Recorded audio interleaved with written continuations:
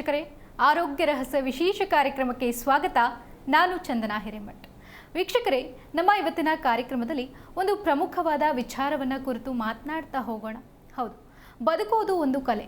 ಬದುಕನ್ನು ಹೇಗೆ ಬದುಕ್ತೇವೆ ಅನ್ನುವಂಥದ್ದು ತುಂಬ ಮುಖ್ಯವಾಗುತ್ತೆ. ಹಾಗೆ ನಮ್ಮ ಸುತ್ತಮುತ್ತಲ ಜೀವನ ಶೈಲಿಗಳಲ್ಲಿ ಹಲವಾರು ಜೀವನ ಶೈಲಿಗಳನ್ನು ನೋಡ್ತೇವೆ. ಹಾಗಾದರೆ ಅಪಾಯಕಾರಿಯಾದಂತಹ ಜೀವನ ಶೈಲಿ ಯಾವುದು? ಈ ಬಗ್ಗೆ ತಿಳಿಸಲು ನಮ್ಮೊಟ್ಟಿಗಿದ್ದಾರೆ ಶ್ರೀಮಾನ್ ಶ್ರೀ ಪುರುಷೋತ್ತಮ್ ದೇಶಿಕ್ ಗುರೂಜಿಯವರು. ಗುರೂಜಿ, ಕಾರ್ಯಕ್ರಮಕ್ಕೆ ಸ್ವಾಗತ. ನಮಸ್ಕಾರ. ಗುರೂಜಿ, ಅಪಾಯಕಾರಿಯಾದಂತಹ ಜೀವನ ಯಾವುದು? ಹರಿ ಓಂ ಶ್ರೀ ಗುರುಭ್ಯೋ ನಮಃ. ಯಾವುದಿರ್ಬೋದಪ್ಪ ಅಪಾಯ? ಎಲ್ರಿಗೂ ಒಂಥರ ಆತಂಕ ಅಲ್ಲಮ್ಮ. ಆದರೆ ಕೇಳೋಕ್ಕಷ್ಟೇ ಚಂದನೂ ಇದೆ. ಇದಕ್ಕೆ ಉತ್ತರ ಅರ್ಥ ಮಾಡಿಕೊಂಡ್ರೆ ತುಂಬ ವಿಶೇಷವಾಗೂ ಇದೆ. ಅಷ್ಟು ಸಣ್ಣದಾದ ವಿಚಾರ ಅದು. ತಿಳ್ಕೊಂಡ್ರೆ ಸಣ್ಣದು, ತಿಳ್ಕೊಳ್ಳದೇ ಇದ್ದರೆ ಬೆಟ್ಟ. ಈ ರಹಸ್ಯಕ್ಕೆ ಕಾರಣಕರ್ತನಾಗಿರ್ತಕ್ಕಂತಹ ಶ್ರೀಮನ್ನಾರಾಯಣನ ಪಾದ ಕಮಲಗಳಿಗೆ ಕೋಟಿ ಕೋಟಿ ನಮನಗಳ ಅರ್ಪಣೆಯನ್ನು ಮಾಡಿ, ನಮ್ಮದು ಒಂದು ದೊಡ್ಡ ಅಪರಾಧ ಆಗಿದೆ. ಏನು? ಭಗವಂತ ಈ ದೇಹವನ್ನು ಕೊಟ್ಟು ಕಳಿಸಿದ್ದಾನೆ ಅಂತ ಒಪ್ಕೊಂಡಿದ್ದೀವಿ, ಹೌದಾ? ಆದರೆ ಭಗವಂತನಿಗೆ ಈ ದೇಹವನ್ನು ಒಪ್ಪಿಸಿದೀವಾ ಅಂತ ಯೋಚನೆ ಮಾಡಬೇಕು. ಅವನೇ ಕೊಟ್ಟಿದ್ದು, ಅವನು ಒಪ್ಪಿಸ್ಬೇಕಾ ಬೇಡವಾ? ಒಪ್ಪಿಸಿದೀವಾ? ಇವತ್ತು ತಿಳ್ಕೊಂಡಾಗ ಗೊತ್ತಾಗತ್ತೆ ನಾವು ಎಷ್ಟು ಮಟ್ಟಕ್ಕೆ ಒಪ್ಪಿಸಿದ್ದೀವಿ ಅಂತ.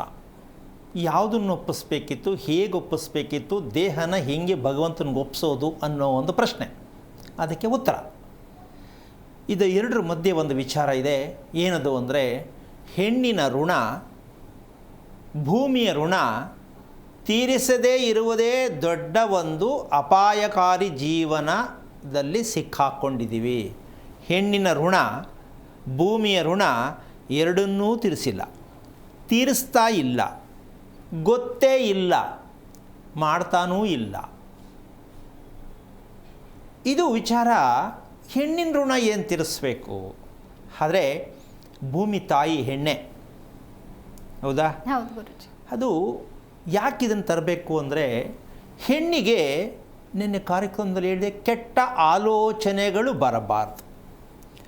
ಈ ಕೆಟ್ಟ ಆಲೋಚನೆಗೆ ಬರಬಾರ್ದು ಅಂದರೆ, ಈ ಭೂಮಿಯ ಋಣವನ್ನು ಹೆಣ್ಣಿಗೆ ನಾವು ಸಮರ್ಪಣೆ ಮಾಡಬೇಕು.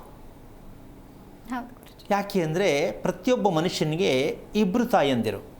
ಒಂದು ಜನ್ಮ ಕೊಟ್ಟ ತಾಯಿ, ಇನ್ನೊಂದು ಜೀವನ ಪರ್ಯಂತ ನಮ್ಮನ್ನು ಹೊತ್ಕೊಂಡಿರೋ ತಾಯಿ. ಒಪ್ಕೋಬೋದಲ್ಲ? ಈಗ ನಾವು ಬಾಯಲ್ಲಿ ಹೇಳ್ತಿದ್ದೀವಿ, ಪುಸ್ತಕದಲ್ಲಿ ಬರೆದಿಟ್ಟಿದ್ದೀವಿ, ಪ್ರವಚನದಲ್ಲಿ ಹೇಳ್ತೀವಿ, ಬೋಧನೆ ಮಾಡ್ತೀವಿ. ಆದರೆ ಅದಕ್ಕೆ ಸತ್ಯವಾದ ಉತ್ತರವನ್ನು ಇಲ್ಲಿವರೆಗೂ ತಿಳಿಸಿಲ್ವೇ ಅನ್ನೋದೇ ಒಂದು ನನ್ನ ಕೊರತೆ. ತಿಳ್ಕೊಬೇಕು ಅಂತ ಬೇಡ ಅಂತೀಯ? ನಮ್ಮದೆಲ್ಲ ಏನಿದ್ರು ಪುಸ್ತಕದಲ್ಲಿ ಅಷ್ಟೇ ಇರೋದು. ಅದಕ್ಕೊಂದು ಸಣ್ಣ ಉದಾಹರಣೆ ಕೊಡ್ತೀನಿ. ಜ್ಯೋತಿಷಿ ಹತ್ರ ಹೋಗಿ ಶಾಸ್ತ್ರ ಕೇಳಕ್ಕೆ ಹೋಗ್ತಾರೆ, ಹೌದಾ? ಅಲ್ಲಿಗೆ ತಾನೇ ಹೋಗಬೇಕು, ಇನ್ನೆಲ್ಲೂ ಇಲ್ಲವಲ್ಲ, ಅಲ್ಲಿಗೆ ಹೋಗಬೇಕು. ಆದರೆ ಅಲ್ಲಿಗೆ ಹೋಗೋದು ಬೇಡವಾ ಅಂತ ನಾನು ಹೇಳ್ತಿದ್ದೀನಿ. ಆದರೆ ಅದಕ್ಕೊಂದು ಸಣ್ಣ ಉತ್ತರ ಕೊಡ್ತೀನಿ. ಹೋದರೆ ಹೋಗದೆ ಇದ್ದರೆ ಏನು ತಪ್ಪು ಅಂತ ನೀವು ಡಿಸೈಡ್ ಮಾಡಿ. ಅಮ್ಮ, 27 ನಕ್ಷತ್ರವನ್ನು ತಗೊಂಡು ಜ್ಯೋತಿಷಿ ತನ್ನ ಬುದ್ಧಿಯನ್ನು ಬಳಸಿ, ತಲೆಯನ್ನು ಬಳಸಿ ಶಾಸ್ತ್ರವನ್ನು ಹೇಳುತ್ತಿದ್ದಾನೆ, ಹೌದಾ? ಹೌದು ಗುರೂಜಿ. ನಮ್ಮ ಆಕಾಶವನ್ನು ನಾವು ನೋಡಿದಾಗ ಎಷ್ಟು ಕೋಟಿ ನಕ್ಷತ್ರಗಳಿದೆ, ಆ ನಕ್ಷತ್ರಕ್ಕೆ ಯಾವ ಆಧಾರ ಅಂತ ನಾವು ತಿಳ್ಕೋಬೇಕು. 27 ನಕ್ಷತ್ರ ಮಾತ್ರ ಹೇಳ್ತಿಲ್ಲ ಸ್ವಾಮಿ, ಉಳಿದ ನಕ್ಷತ್ರ ಇದೆ ತಾನೇ, ಅದಕ್ಕೆ ಆಧಾರ ಏನು? ಅದ್ರ ಬಗ್ಗೆ ನಿಮ್ಮ ಹತ್ರ ಮಾಹಿತಿ ಇದೆಯಾ ಅಂತ ಕೇಳಬೇಕು ಅಂತ ಬೇಡ ಅಂತೀಯ? ಕೇಳಬೇಕು. ಅದು ನಕ್ಷತ್ರನೇ ತಾನೇ. 27 ಮಾತ್ರ ಏನು ನಿಮ್ಮದು ಸ್ಕೇಲ್? ಅದು ಆಕಾಶದಲ್ಲಿರೋ ನಕ್ಷತ್ರನ ಹೇಗೆ ಎಣಿಸೋದು ಗುರೂಜಿ? ಹಾಗಿದ್ದ ಮೇಲೆ ನಮ್ಮ ಶಾಸ್ತ್ರ ಎಷ್ಟು ಚೆನ್ನಾಗಿದೆ ಅಂತ ನೋಡುವಂತ ಯೋಚನೆ ಮಾಡ್ತಾ ಇರೋದು. ಈಗ 27 ನಕ್ಷತ್ರ ಇದ್ದರೆ ಓಕೆ ಫೈನ್. ಉಳಿಕೆ ನಕ್ಷತ್ರಕ್ಕೆ ಯಾರು ಉತ್ತರ ಕೊಡೋದು? ಯಾರು ಕೊಡಬೇಕಲ್ಲ? ಈಗ ಯಾರು ಕೇಳ್ತಾರೆ? ಮಕ್ಕಳೇ ಕೇಳ್ತಾರೆ, ಗುರುಗಳೇ ಬೇಕಾದಷ್ಟು ನಕ್ಷತ್ರ ಲಕ್ಷಗಟ್ಟಲೆ ಇದೆ, ಅದೆಲ್ಲ ಏನು ಅಂತ ಕೇಳಿದ್ರು. ಏನು ಉತ್ತರ? ಅದೆಲ್ಲ ಕೇಳಬೇಡ, ಸುಮ್ಮನೆ ಇರು. ದೊಡ್ಡವ್ರು ಹೇಳೋದು ಕೇಳಬೇಕು, ಬಾಯಿ ಮುಚ್ಚಿಸ್ಬಿಡ್ತಾರೆ. ಬಟ್ ಸರಿಯಾದ ವಿಚಾರ ಹೇಳಬೇಕು. ಆಮೇಲೆ ಓಕೆ, ಅದು ಹೇಳೋಕ್ಕಾಗಲ್ಲ. ಈ 27 ಏನಕ್ಕೆ ತಗೊಂಡ್ರಿ ಅಂತ ಕೇಳಿದ್ರು ಅಮ್ಮ ಈ ಜ್ಯೋತಿಷಿಗಳ ಹತ್ರ ಉತ್ತರ ಇಲ್ಲ, ಅಪ್ಪರಣೆ ಇಲ್ಲ. ಇದನ್ನು ಬೇಕಾದ್ರೆ ಬರೆದಿಟ್ಕೊಂಡು ಜ್ಯೋತಿಷಿಗಳು ನಿಜಕ್ಕೂ ಸ್ವಲ್ಪ ಮಂದಟ್ಟು ಮಾಡ್ಕೊಳ್ಳಿ. ನಮ್ಮಲ್ಲಿ ಎಷ್ಟರ ಮಟ್ಟಕ್ಕೆ ನಾವು ಈ ಒಂದು ಬುದ್ಧಿವಂತಿಕೆಯನ್ನು ಬಳಸ್ತಾ ಇದ್ದೀವಿ. 27 ನಕ್ಷತ್ರ ಏನಕ್ಕೆ ಇಡಬೇಕಿತ್ತು, ಅದಕ್ಕೆ ಏನಕ್ಕೆ ಆರಿಸ್ಕೋಬೇಕಿತ್ತು, ಅದರ ಒಳಗಡೆ ಏನಕ್ಕೆ ಸುತ್ತಾ ಇದ್ದೀವಿ, ಅದರ ಅರ್ಥ ಏನು ಬೇಕಲ್ಲ? ಬೇಕು. ಹಾಂ, ಇದೆಲ್ಲವನ್ನು ಕುಲಂಕುಷವಾಗಿ ತಿಳ್ಕೊಳ್ಬೇಕಾದಾಗ ಅರ್ಥ ಆಗತ್ತೆ. ಈ ವಿಚಾರವನ್ನು ಇನ್ನೊಮ್ಮೆ ಹೇಳ್ತೀನಿ. ನಾವು ಯಾರೋ ಶಾಸ್ತ್ರ ಹೇಳ್ತಾರೆ, ಜ್ಯೋತಿಷ್ಯ ಹೇಳ್ತಾರೆ, ತಪ್ಪಾಗಿ ಹೇಳ್ತಾರೆ, ಸುಳ್ಳು ಹೇಳ್ತಾರೆ ಅಂತ ನಾವು ಹಿಂಗೆ ಹೇಳ್ಕೊಂಡೇ ಬರ್ತಿದ್ದೀವಿ. ಆದರೂ ಹೋಗೋದು ಮಾತ್ರ ಬಿಟ್ಟಿಲ್ಲ. ಏನಮ್ಮ? ಹೌದು ಗುರುಜಿ. ಈಗ ಯಾರು ತಪ್ಪು? ನಮ್ಮದೇ. ಅವ್ರೇನು ಕರೆದಿಲ್ಲ ಬನ್ನಿ ನಿಮ್ಮನ್ನ ಅಂತ, ನೀವೇ ತಾನೇ ಹುಡ್ಕೊಂಡು ಹೋಗೋದು. ಹೌದು. ತಪ್ಪು ಯಾರ್ದು? ನಮ್ಮದೇ. ಹೋಗೋದೇ ತಪ್ಪು ಅಂತ ಯಾಕೆ ತಿಳ್ಕೊತಾ ಇಲ್ಲ ಅಂತ ನೀವು ಮಾಹಿತಿ ಕೊಡ್ತಾ ಇದ್ದೀನಿ. ನಿಮಗೆಷ್ಟು ಗೊತ್ತು ಇದ್ರ ಬಗ್ಗೆ? ಇಲ್ಲೊಂದು ಪ್ರಶ್ನೆ ಬರುತ್ತೆ, ನಮಗೆ ಗೊತ್ತಿರೋ ಅವ್ರ ಹತ್ರ ಯಾಕೆ ಹೋಗ್ತಿದ್ದೀವಿ? ಮನುಷ್ಯ ಅಂದ ಮೇಲೆ ತನ್ನ ಬದುಕಿಗೋಸ್ಕರವಾಗಿ, ತನ್ನ ದೇಹಕ್ಕೋಸ್ಕರವಾಗಿ, ತನ್ನ ಕುಟುಂಬಕ್ಕೋಸ್ಕರವಾಗಿ ತಿಳ್ಕೊಳ್ಳೋಕೆ ಪ್ರಯತ್ನ ಮಾಡಬೇಕು. ಕಾಸು ಕೊಟ್ಬಿಟ್ಟು ಅವ್ರು ಹೇಳಿದ್ರು ಕೇಳೋದೆಲ್ಲ ಸತ್ಯ ಅಂತ ಒಪ್ಕೊಂಡ್ರೆ ಅರ್ಥವಿಲ್ಲದ ವಿಷಯ ಇದು. ಪ್ರತಿಯೊಬ್ಬರು ಜವಾಬ್ದಾರಿಯುತವಾದ ಬದುಕನ್ನು ಬದುಕಬೇಕು. ಯಾರೋ ಹೇಳ್ತಾರೆ ದುಡ್ಡು ಕೊಟ್ಟರೆ ಎಲ್ಲ ಸಿಕ್ಕಿಬಿಡುತ್ತೆ, ಜ್ವರ ಬಂದರೆ ಹಾಸ್ಪಿಟ್ಲ್ ಸಾಪ್ ಹೋಗೋದಪ್ಪ, ಏನು ಮಹಾ ಅಲ್ವೇನಮ್ಮ? ಹೌದು ಗುರುಜಿ. ಇದೇ ನಮ್ಮ ಜನ. ಜ್ವರ ಬಂದ ಡಾಕ್ಟರ್ ಹತ್ರ ಹೋಗೋ, ಏನಾರು ಗಾಚಾರ ಕೆಟ್ಟೋಗೈತೆ ಅಂತ ಅಂದ್ಕೊಂಡೆ ಜ್ಯೋತಿಷ್ಯ ಹತ್ರ ಹೋಗೋ. ಸೊ ನೀನೇನಲ್ಲಿ ನಿನ್ನ ಪ್ರಯತ್ನ ಏನು ಬೇಕಲ್ಲ? ಈ ಭೂಮಿಯಲ್ಲಿ ಹುಟ್ಟಿದ ಪ್ರತಿಯೊಬ್ಬ ಮನುಷ್ಯನಿಗೆ ಜವಾಬ್ದಾರಿಯುತವಾದ ಒಂದು ಋಣವನ್ನು ತೀರಿಸಲೇಬೇಕು. ಈ ಭೂಮಿಯಲ್ಲಿ ಹುಟ್ಟಿದ ಋಣವನ್ನು ತೀರಿಸದೇ ಇರುವ ಕಾರಣ ಅಜ್ಞಾನತ್ವದಲ್ಲೇ ಬದುಕ್ತಾ ಇದ್ದೀವಿ. ಅದಕ್ಕೆ ಅರ್ಥ ಪ್ರಕೃತಿಯ ನಿಯಮವನ್ನು ಅನುಸರಿಸುವುದು ಸೂಕ್ತಾನ, ನಮ್ಮ ಬುದ್ಧಿಯನ್ನು ಓಡಿಸುವುದು ಸೂಕ್ತಾನ, ನೀವೇ ಡಿಸೈಡ್ ಮಾಡಿ ಗೊತ್ತಾಗತ್ತೆ. ಪ್ರಕೃತಿ ನಿಯಮವನ್ನು ನಾವು ತಿಳ್ಕೊಂಡಿಲ್ಲ. ಈ ಪ್ರಕೃತಿ ನಿಯಮವನ್ನು ತಿಳ್ಕೊಂಡ್ರೆ ಹೆಣ್ಣಿನ ಋಣ, ಭೂಮಿಯ ಋಣ ತೀರಿಸ್ತಾ ಇದ್ದೀವಿ ಅಂತ ಅರ್ಥ. ನಾವು ತಿಳ್ಕೊಂಡಿಲ್ಲ. ಯಾಕೆ ಅಂದರೆ ಶಾಸ್ತ್ರ ಹೇಳೋರು ತಲೆ ಬಳಸ್ಬಿಟ್ಟೇ ಶಾಸ್ತ್ರ ಹೇಳ್ತಾವ್ರೆ, ಕೇಳೋರು ಕೂಡ ತಲೆ ಬಳಸ್ಕೊಂಡೇ ಮಾತಾಡ್ತಾವ್ರೆ. ಹೌದಾ? ಇವರಿಬ್ಬರು ತಲೆನೇ ಬಳಸಿರೋದು. ಹಾಗಿದ್ದ ಮೇಲೆ ಯಾವುದು ಬಳಸಬೇಕಿತ್ತು? ಹೇಳುವವರು ಹೃದಯವನ್ನು ಬಳಸಿಲ್ಲ, ಕೇಳುವವರು ಹೃದಯವನ್ನು ಬಳಸ್ತಾ ಇಲ್ಲ. ಯಾವ್ದು ಬಳಸಬೇಕಿತ್ತು? ಹೃದಯವನ್ನು ಬಳಸಬೇಕಿತ್ತು. ಯಾರು? ಹೇಳುವವರು, ಕೇಳುವವರು. ಅವ್ರಿಗೂ ಗೊತ್ತಿಲ್ಲ, ಇವ್ರಿಗೂ ಗೊತ್ತಿಲ್ಲ ಅಂತ ನೇರವಾಗಿ ಹೇಳ್ತೀನಿ, ಚಾಲೆಂಜ್ ಮಾಡಿ ಹೇಳ್ತೀನಿ. ಯಾಕೆ ಅಂದರೆ ಹೃದಯವನ್ನು ಬಳಸುವುದು ಜ್ಞಾನವಂತ ಜ್ಯೋತಿಷಿ, ತಲೆಯನ್ನು ಬಳಸುವುದು ಮಾರ್ಕೆಟಿಂಗ್ ಗುರೂಜಿ. ಈಗ ನಮ್ಮಲ್ಲಿರುವುದು ಎಲ್ಲರೂ ಮಾರ್ಕೆಟಿಂಗ್ ಗುರೂಜಿಗಳೇ. ಎಳ್ಳೆಣ್ಣೆ ಹಾಕ್ಬೇಕಾ, ಹರಳೆಣ್ಣೆ ಹಾಕ್ಬೇಕಾ, ಕೊಬ್ಬರಿ ಎಣ್ಣೆ ಹಾಕ್ಬೇಕಾ, ತುಪ್ಪ ಹಾಕ್ಬೇಕಾ, ಈ ಕಡೆ ಇಟ್ಕೋಬೇಕಾ, ಆ ಕಡೆ ಕುತ್ಕೋಬೇಕಾ, ಬಿಳಿ ಬಟ್ಟೆ ಹಾಕೋಬೇಕಾ, ಕೆಂಪು ಬಟ್ಟೆ ಹಾಕೋಬೇಕಾ? ಇದು ಮಾರ್ಕೆಟಿಂಗ್ ಗುರೂಜಿ ಸಿಸ್ಟಮ್. ಇದು ಈ ದೇವ್ರಿಗೆ ಹೋಗ್ಬೇಕಾ, ಆ ದೇವ್ರಿಗೆ ಹೋಗ್ಬೇಕಾ, ಮನೆ ಪಕ್ಕದಲ್ಲಿ ಬಲಕ್ಕಿರೋ ದೇವ್ರಿಗೋಸ್ತಾನಕ್ಕೆ ಹೋದ್ರೆ ಒಳ್ಳೇದಾ, ಎಡಗಡೆ ಇರೋ ದೇವಸ್ಥಾನಕ್ಕೆ ಒಳ್ಳೇದಾ, ಈ ದಿಕ್ಕಕ್ಕೆ ತಿರ್ಕೊಂಡ್ರೆ ಒಳ್ಳೇದಾ, ಆ ದಿಕ್ಕಕ್ಕೆ ತಿರ್ಕೊಂಡ್ರೆ ಒಳ್ಳೇದಾ? ಇದೆಲ್ಲ ಮಾರ್ಕೆಟಿಂಗ್ ಗುರೂಜಿದು. ಇದನ್ನೇ ನಾವು ನಂಬಿ ಬದುಕ್ತಾ ಇರೋದು. ಅವ್ರು ಹೇಳಿದ್ರು ನಾವು ಕೇಳ್ತಿದ್ದೀವಿ. ನಿಮ್ಮದು ಏನಿಲ್ಲ ಅಲ್ಲಿ. ಬೇಕು ಅಂತೆ ಬೇಡ ಅಂತೆಮ್ಮ, ಬೇಕು. ನಮ್ಮದೇನೂ ಇಲ್ಲ. ಅವ್ರು ಹೇಳಿದ್ರು ನಾವು ಕೇಳ್ದೋ. ಆಮೇಲೆ ಇನ್ನೊಂದು ಸೆಕೆಂಡ್ ಟಾಪಿಕ್ಕು, ಹಿರಿಯರು ಹೇಳಿದ್ರು ನಾವು ಕೇಳ್ದೋ. ಬರೀ ಉದ್ದಕ್ಕೂ ಸುಳ್ಳೆ. ಹೀಗಾಗಿ ನೀವೇ ಡಿಸೈಡ್ ಮಾಡಿ. ಒಬ್ಬರನ್ನ ನಿಂದನೆ ಮಾಡುವಂಥ ವಿಚಾರ ಅಲ್ಲ. ನಾವೇನಾಗಿದ್ದೀವಿ, ನಾವ್ಯಾಕೆ ತಿಳ್ಕೊತಾ ಇಲ್ಲ, ಎಲ್ಲವನ್ನೂ ತಿಳಿಯೋಕ್ಕೆ ಸಾಧ್ಯ ಇಲ್ಲ. ನಮ್ಮ ಬದುಕಿಗಾಗುವಷ್ಟು ಮೌಲ್ಯಗಳು ತಿಳ್ಕೊಬೇಕಲ್ಲ? ಹೌದು ಅಲ್ವಾ? ಹಾಗಾಗಿ ನಾವು ಏನೂ ಕಲಿತಾ ಇಲ್ಲ, ಅಳವಡಿಸ್ಕೊತಾ ಇಲ್ಲ ಅಂದರೆ, ಈ ಭೂಮಿ ಋಣವನ್ನು ನಾವು ತೀರಿಸಿಲ್ಲ ಅಂದರೆ, ಎಷ್ಟು ಜನ್ಮ ಎತ್ತಿದರೂ ನೀವು ದಟ್ಟ ದರಿದ್ರ ಜೀವನವನ್ನು ಅನುಭವಿಸ್ತಾ ಇರ್ತೀರಾ. ಈ ಭೂಮಿ ಬಗ್ಗೆ ನಾವು ತಿಳ್ಕೊಳ್ಳಿಲ್ಲ, ಹೆಣ್ಣಿನ ಬಗ್ಗೆ ತಿಳ್ಕೊಳ್ಳಿಲ್ಲ ಅಂದರೆ ದಟ್ಟ ದರಿದ್ರದ ಎಷ್ಟು ಜನ್ಮ ಎತ್ತಿದರೂ ದಟ್ಟ ದರಿದ್ರರಾಗಿ ಬದುಕುವುದಕ್ಕೆ ಇದೇ ಕಾರಣ. ಸಮಸ್ಯೆ, ಆರೋಗ್ಯ ಸಮಸ್ಯೆ, ದಾಂಪತ್ಯ ಸಮಸ್ಯೆ, ಕುಟುಂಬ ಸಮಸ್ಯೆ, ಭೂಮಿ ಸಮಸ್ಯೆ, ಕೋರ್ಟ್ ಸಮಸ್ಯೆ, ಎಷ್ಟೇ ಸಮಸ್ಯೆ ಅನುಭವಿಸ್ತೀರಾ. ಇದು ನಿಮ್ಮ ವಂಶಕ್ಕೆ ಹಿಡಿದಿರ್ತಕ್ಕಂಥ ಗ್ರಹಣ. ಈ ಗ್ರಹಣದಿಂದ ಹೊರಗಡೆ ಯಾವಾಗ ಬರ್ತೀರಾ? ಬರೋಕ್ಕಾಗಲ್ಲ. ಯಾಕೆ? ನಿಮ್ಮ ಪ್ರಯತ್ನ ಇಲ್ಲ. ಸೋಮಾರಿತನದ ವಿಚಾರ. ನೆನ್ನೆ ಒಬ್ಬರು ಪುಣ್ಯಾತ್ಮ ಹೇಳಿದ್ರು, ಅಷ್ಟೊಂದೆಲ್ಲ ಹೇಳಿದ ಮೇಲೂ ಏನು ಮಾಡೋದು, ಕೇಳೋ ಅಭ್ಯಾಸ ಇದೆಯಲ್ಲ ಅಂದ್ಬಿಟ್ರು. ಮುಗ್ದೋಯ್ತಲ್ಲ. ಅಂದರೆ ಏನೋ ಒಂದು ಟೈಮ್ ಪಾಸಿಗೆ ಕೇಳಬೇಕು ಅಂತ ಕೇಳುವಂಥ ಜನ ಸಾಕಷ್ಟು ಜನ ಇರ್ತೀರ. ದಯವಿಟ್ಟು ಕೆಟ್ಟ ಅಭ್ಯಾಸ ಕಮ್ಮಿ ಮಾಡಿ. ವಿಷಯ ತಿಳ್ಕೊಳ್ಳೋದಿತ್ತ ಮಾತಾಡಿ. ಸುಮ್ಮನೆ ಒಂದು ಫೋನ್ ಹಚ್ಚೋಣ, ಗುರುಗಳ ಹತ್ರ ಮಾತಾಡೋಣ, ದಯವಿಟ್ಟು ಮಾಡಬೇಡಿ. ಸಮಯ ವ್ಯರ್ಥ ಮಾಡಬೇಡಿ. ಬೇಕಾದಷ್ಟು ಜನ ಕಾಯ್ಕೊಂಡಿರ್ತಾರೆ. ನೀವು ಟೈಮ್ ಪಾಸ್ ಮಾಡೋಕ್ಕೆ ದಯವಿಟ್ಟು ಕರೆ ಮಾಡಬೇಡಿ. ಸತ್ಯ ತಿಳ್ಕೋಬೇಕು, ಸಮ್ಮತವಾಗಿ ಬದುಕಬೇಕು, ಈ ಭೂಮಿಯ ಋಣವನ್ನು ತೀರಿಸಬೇಕು. ಈ ಆಸಕ್ತಿ ಇದ್ದರೆ ಮಾತ್ರ ಕರೆ ಮಾಡಿ ದಯವಿಟ್ಟು ತಿಳ್ಕೊಳ್ಳೋಕ್ಕೆ ಪ್ರಯತ್ನ ಮಾಡಿ. ಉಡಾಫೆ ಥರ ಮಾತಾಡೋದು, ಉಡಾಫೆ ಥರ ಅಂದ್ಕೊಳ್ಳೋದು ದಯವಿಟ್ಟು ನಿಲ್ಲಿಸಬೇಕು. ಯಾಕೆ ಅಂದರೆ ಈ ಕಾರ್ಯಕ್ರಮ ಹೇಗಿದೆ ಅಂದರೆ ನಮ್ಮ ದೇಶಕ್ಕೆ ಒಂದು ದೊಡ್ಡ ಕ್ಲಾಸ್, ಶಿಕ್ಷಣ ವ್ಯವಸ್ಥೆಯನ್ನು ಓಪನ್ ಮಾಡಿರತಕ್ಕಂಥ ಈ ಒಂದು ಭವ್ಯವಾದ ಒಂದು ಚಾನಲ್. ಇದು ಪ್ರಪಂಚದ ಇತಿಹಾಸದಲ್ಲಿ ಎಲ್ಲೂ ಸಿಗಲ್ಲ. ಅಂಥದ್ದೊಂದನ್ನು ಈ ಒಂದು ಮಾಧ್ಯಮ ನಿಮ್ಮ ಮುಂದೆ ನಮ್ಮನ್ನು ಕರ್ಕೊಂಡ್ಬಂದು ಕೂರಿಸಿದೆ. ತಿಳ್ಕೊಳ್ಳಿ, ಪ್ರಯತ್ನ ಮಾಡಿ ಅಂತ. ಇಷ್ಟು ಸತ್ಯವನ್ನು ತಿಳಿಯುವಂತಹ ಮಟ್ಟಕ್ಕೆ ನಾವು ಸಿಕ್ಕಿದ್ದೀವಲ್ಲ, ಕೇಳಿಸ್ಕೊತಾ ಇದ್ದೀವಲ್ಲ ಅಂತ ಪ್ರತಿಯೊಬ್ಬರು ಖುಷಿಯಾಗಿ ನೆಮ್ಮದಿಯಾಗಿ ಆರೋಗ್ಯವಾಗಿರೋದಕ್ಕೆ, ಋಣವನ್ನು ತೀರಿಸೋದಕ್ಕೆ ಏನು ಮಾಡಬೇಕು ಅಂತ ಹೇಳ್ಕೊಡ್ತೀನಿ. ಆ ಋಣ ಅಂತಕ್ಕಂತಹ ಒಂದು ವಿಚಾರ ಈ ಹೆಣ್ಣಿನ ಮತ್ತು ಮಣ್ಣಿನ ಋಣವನ್ನು ತೀರಿಸ್ತಕ್ಕಂತಹ ವಿಚಾರಕ್ಕೆ ತೆಂಗಿನಕಾಯಿ ಪೂರ್ಣವಾಗಿರ್ತಕ್ಕಂತಹ ಯಾವುದು ತೆಂಗಿನಕಾಯಿ ಈ ಎರಡೂ ಋಣವನ್ನು ತೀರಿಸುತ್ತೆ. ತೆಂಗಿನಕಾಯಿ ತೀರಿಸುತ್ತಾ? ಆಶ್ಚರ್ಯ ಅಲ್ಲ? ಈ ಆಶ್ಚರ್ಯಕವಾದ ವಿಚಾರನೇ ನಮ್ಮ ಆರೋಗ್ಯ ರಹಸ್ಯದ ವಿಷಯ. ಈ ತೆಂಗಿನಕಾಯಿಗೂ ಹೆಣ್ಣಿಗೂ ಮಣ್ಣಿಗೂ ಏನೆಲ್ಲ ಸಂಬಂಧ ಇದೆ ಅನ್ನೋ ವಿಚಾರವನ್ನು ಇವತ್ತು ತಿಳ್ಕೊಂಡ್ರೆ ಖುಷಿಯಾಗಿ ಮಲ್ಕೋಬೋದು. ಇಂಥ ಆಶ್ಚರ್ಯಕರವಾದ ವಿಚಾರವನ್ನು ತಿಳ್ಕೊಂಡೇ ಇಲ್ವಲ್ಲ, ಕೇಳೋಕ್ಕೂ ಆಗಲ್ಲ, ತಿಳಿಯೋಕ್ಕೂ ಆಗಲ್ಲ, ಓದೋಕ್ಕೂ ಆಗಿಲ್ಲ, ಹೇಳೋಕ್ಕೂ ಆಗಿಲ್ಲ. ಅಂಥ ಒಂದು ಸತ್ಯವಾದ ವಿಚಾರವನ್ನು ಕೇಳಿಸ್ಕೊಳ್ಳಿ. ಕರೆ ಇದೆಯಾ? ಹೌದು ಗುರುಜಿ. ಶ್ರುತಿ ಅಂತ ದಾವಣಗೆರೆಯಿಂದ. ನಮಸ್ತೆ. ನಮಸ್ತೆ ರೀ ಗುರುಜಿ. ಯಾರ ಬಗ್ಗೆ ತಿಳ್ಕೊಬೇಕಿತ್ತು? ಮಗನ್ ಬಗ್ಗೆ ಕೇಳಕ್ಕೆ. ನಕ್ಷತ್ರ ತಿಳಿಸಿ. ರೋಹಿಣಿ ನಕ್ಷತ್ರ, ವೃಷಭ ರಾಶಿ. ಓಕೆ, ಗುರುಗಳಿದ್ದಾರೆ. ಹಲೋ, ನಮಸ್ತೆ ಗುರುಜಿ. ನಾರಾಯಣ. ಹೇಳಮ್ಮ, ಯಾರು ರೋಹಿಣಿ ನಕ್ಷತ್ರ?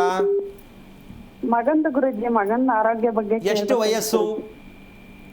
ಈಗ 11 ವರ್ಷ ಗುರುಜಿ. ನೀನು ಎಷ್ಟು ಓದಿದ್ಯಾ? ನಾನು PU ಮಾಡಿದ್ದೀನಿ ಗುರುಜಿ. PUC ಮಾಡ್ಕೊಂಡು. ಎಷ್ಟು ವರ್ಷ ಆಯ್ತು ಮದುವೆ ಆಗಿ? ಮದ್ವೆ ಆಗಿ ಈಗ 11-12 ವರ್ಷ ಆಯ್ತು ಗುರುಜಿ. ಖುಷಿ ಅನ್ಸಿದ್ಯಾ? ಮದುವೆ ಅನ್ನೋದು ಖುಷಿ ಅನ್ಸಿದ್ಯಾ? ಏನೋ ಮಾಡಿದ್ರು ಮಾಡ್ಕೊಂಡೆ ಅಂತೀಯಮ್ಮ? ಏನ್ ಖುಷಿ ಗುರುಜಿ, ಹಿಂಗೆ ನಮ್ದು ಹಣೆ ಬರ ಅಂತೀಯಾ? ಸುಮ್ಮನೆ ಚೆನ್ನಾಗಿ ಓದ್ಬೇಕಿತ್ತು. ಯಾಕೆ ಮದುವೆ ಮಾಡ್ಕೊಂಡೆ? ಸುಮ್ಮನೆ ಓದ್ಕೊಂಡು ಹೋಗ್ಬಿಡ್ಬೇಕಿತ್ತು. ಎಲ್ಲಿಗೋ ಎಂಡ್ ಆಗುತ್ತೆ ಗುರುಜಿ. ನೋಡಕ್ಕಂತ ಬಂದಾಗ ಮದ್ವೆ ಮಾಡ್ಕೊಂಡ್ರು. ನೋಡ್ದ, ಸುಮ್ಮನೆ ನೋಡಕ್ ಬಂದ್ರು ಮದುವೆ ಮಾಡ್ಕೊಂಡ್ಬಿಟ್ರು. ಎಷ್ಟು ಖುಷಿ ಪಡ್ಬೇಕು. ಮದ್ವೆ ಆಗಿ 2 ವರ್ಷ ಅಷ್ಟೇ ನಮ್ಮ ಮನೆಯವ್ರ ಜೊತೆಗಿದ್ದು. ಆಮೇಲೆ ಎಕ್ಸ್ಪೈರ್ಡ್ ಆಗ್ಬಿಟ್ರು, ಆಕ್ಸಿಡೆಂಟ್ ಅಲ್ಲಿ ತೀರ್ಕೊಂಡು. ಹೋಗ್ಲಿ, ಏನ್ ಕಾರಣ ಅಂತ ತಿಳ್ಕೊಂಡಿಯಮ್ಮ? ಏನು ಗೊತ್ತಾಗ್ಲಿಲ್ಲ ಗುರುಜಿ. ನಿಮ್ದು ಟೇಷನ್ ನೋಡಕ್ ಹತ್ತಿದ್ಮೇಲೆ ನನಗೆ ಏನೋ ಒಂದ್ ಕೇಳ್ಬೇಕು ಅನ್ನೋದು ಕಾತರ ಇತ್ತು. ಅಲ್ಲ, ನಿನ್ಗೆ ಅನ್ನಿಸ್ತಿಲ್ವಾ ಯಾಕೆ ಇಷ್ಟು ಬೇಗ ದೇವ್ರು ಕಿತ್ಕೊಂಡ? ಇದೊಂದು ದೇವ್ರ ಮೇಲೆ ತಗೊಂಡೋಗಿ ಹಾಕ್ಬಿಡ್ತಾರೆ. ನನ್ನ ಗಂಡನ್ನ ದೇವ್ರು ಇಷ್ಟು ಬೇಗ ಯಾಕೆ ಕಿತ್ಕೊಂಡ? ಎಷ್ಟು ಸಲ ಅಂದಮ್ಮ? ಅದು ಏನೋ ಗೊತ್ತಾಗ್ಲಿಲ್ಲ ಗುರುಜಿ. ಅಲ್ಲ, ಬೇಜಾರು ತಾನೇ ಇಷ್ಟು ಬೇಗ ಹೋಗಿದ್ದ ದಾಂಪತ್ಯ? ಬೇಜಾರಲ್ವಾ? ಬೇಜಾರು ಗುರುಜಿ. ಕಾರಣ ಯಾಕೆ ತಿಳ್ಕೊಳ್ಳಿಲ್ಲ? ಕಾರಣ ತಿಳ್ಕೊಳಕ್ ನಾವ್ ಎಲ್ಲಿ ಹೋಗ್ಬೇಕು ಅಂತ ಗೊತ್ತಾಗ್ಲಿಲ್ಲ ಗುರುಜಿ. PUC ಅಂತೂ ಓದ್ದೆ ಅಷ್ಟೇ. ಏನ್ ಪ್ರಯೋಜನ PUC? ಒಂದು 2-3 ಕ್ಲಾಸ್ ಹೋದ್ರೆ ಸಾಕಾಗಿತ್ತಪ್ಪ ಇಷ್ಟು ವಿಷಯಕ್ಕೆ. PUC ಓದೇನು ಪ್ರಯೋಜನ? ನನ್ನ ಜೀವನ, ನನ್ನ ದೇಹದ, ನನ್ನ ದಾಂಪತ್ಯದ ಬಗ್ಗೆ ತಿಳ್ಕೋಬೇಕು ಅನ್ನೋ ಸೆನ್ಸ್,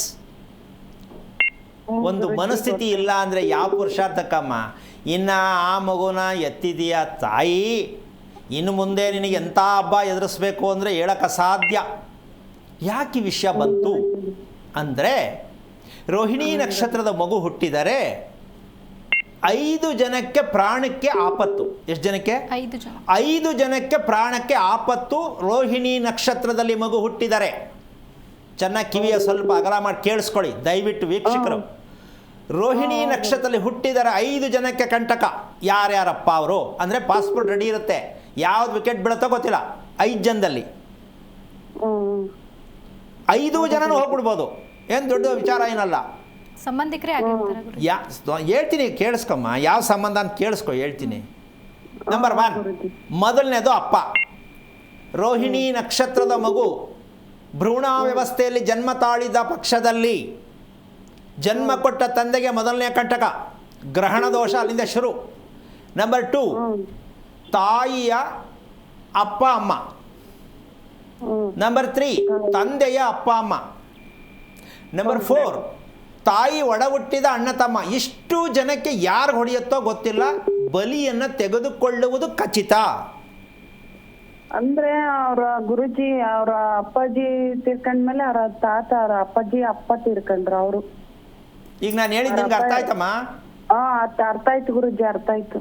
ಅದು ಪರಿಹಾರ ಹೇಳ್ರಿ ಗುರುಜಿ. ಏನ್ ಪರಿಹಾರ? ಪುನಃ ಅದೇ ಅಲ್ಲಿಗೆ ಹೋಗ್ತಿರಲ್ರಿ. ಏನ್ರಿ ಅದು ಯಾವ ಕಿತ್ತೋದ್ ಮುಂಡೆ ಮಗ ಹೇಳ್ಕೊಟ್ ನಾವು ಪರಿಹಾರ ಅದಿಲ್ಲ ರೀ ಪ್ರಪಂಚದಲ್ಲಿ. ಏನ್ ನಿಮ್ ಇಷ್ಟ, ಮಾರ್ಕೆಟರ್ ದುಡ್ಡು ಕೊಟ್ರೆ ಸಿಗುತ್ತಲ್ಲ ಹಂಗೆ ಅನ್ಕೊಂಡ್ಬಿಟ್ರ ಮಾಧ್ಯಮದಲ್ಲಿ ಕುತ್ಕೊಂಡು ಪರಿಹಾರ ಕೇಳಕ್ಕೆ?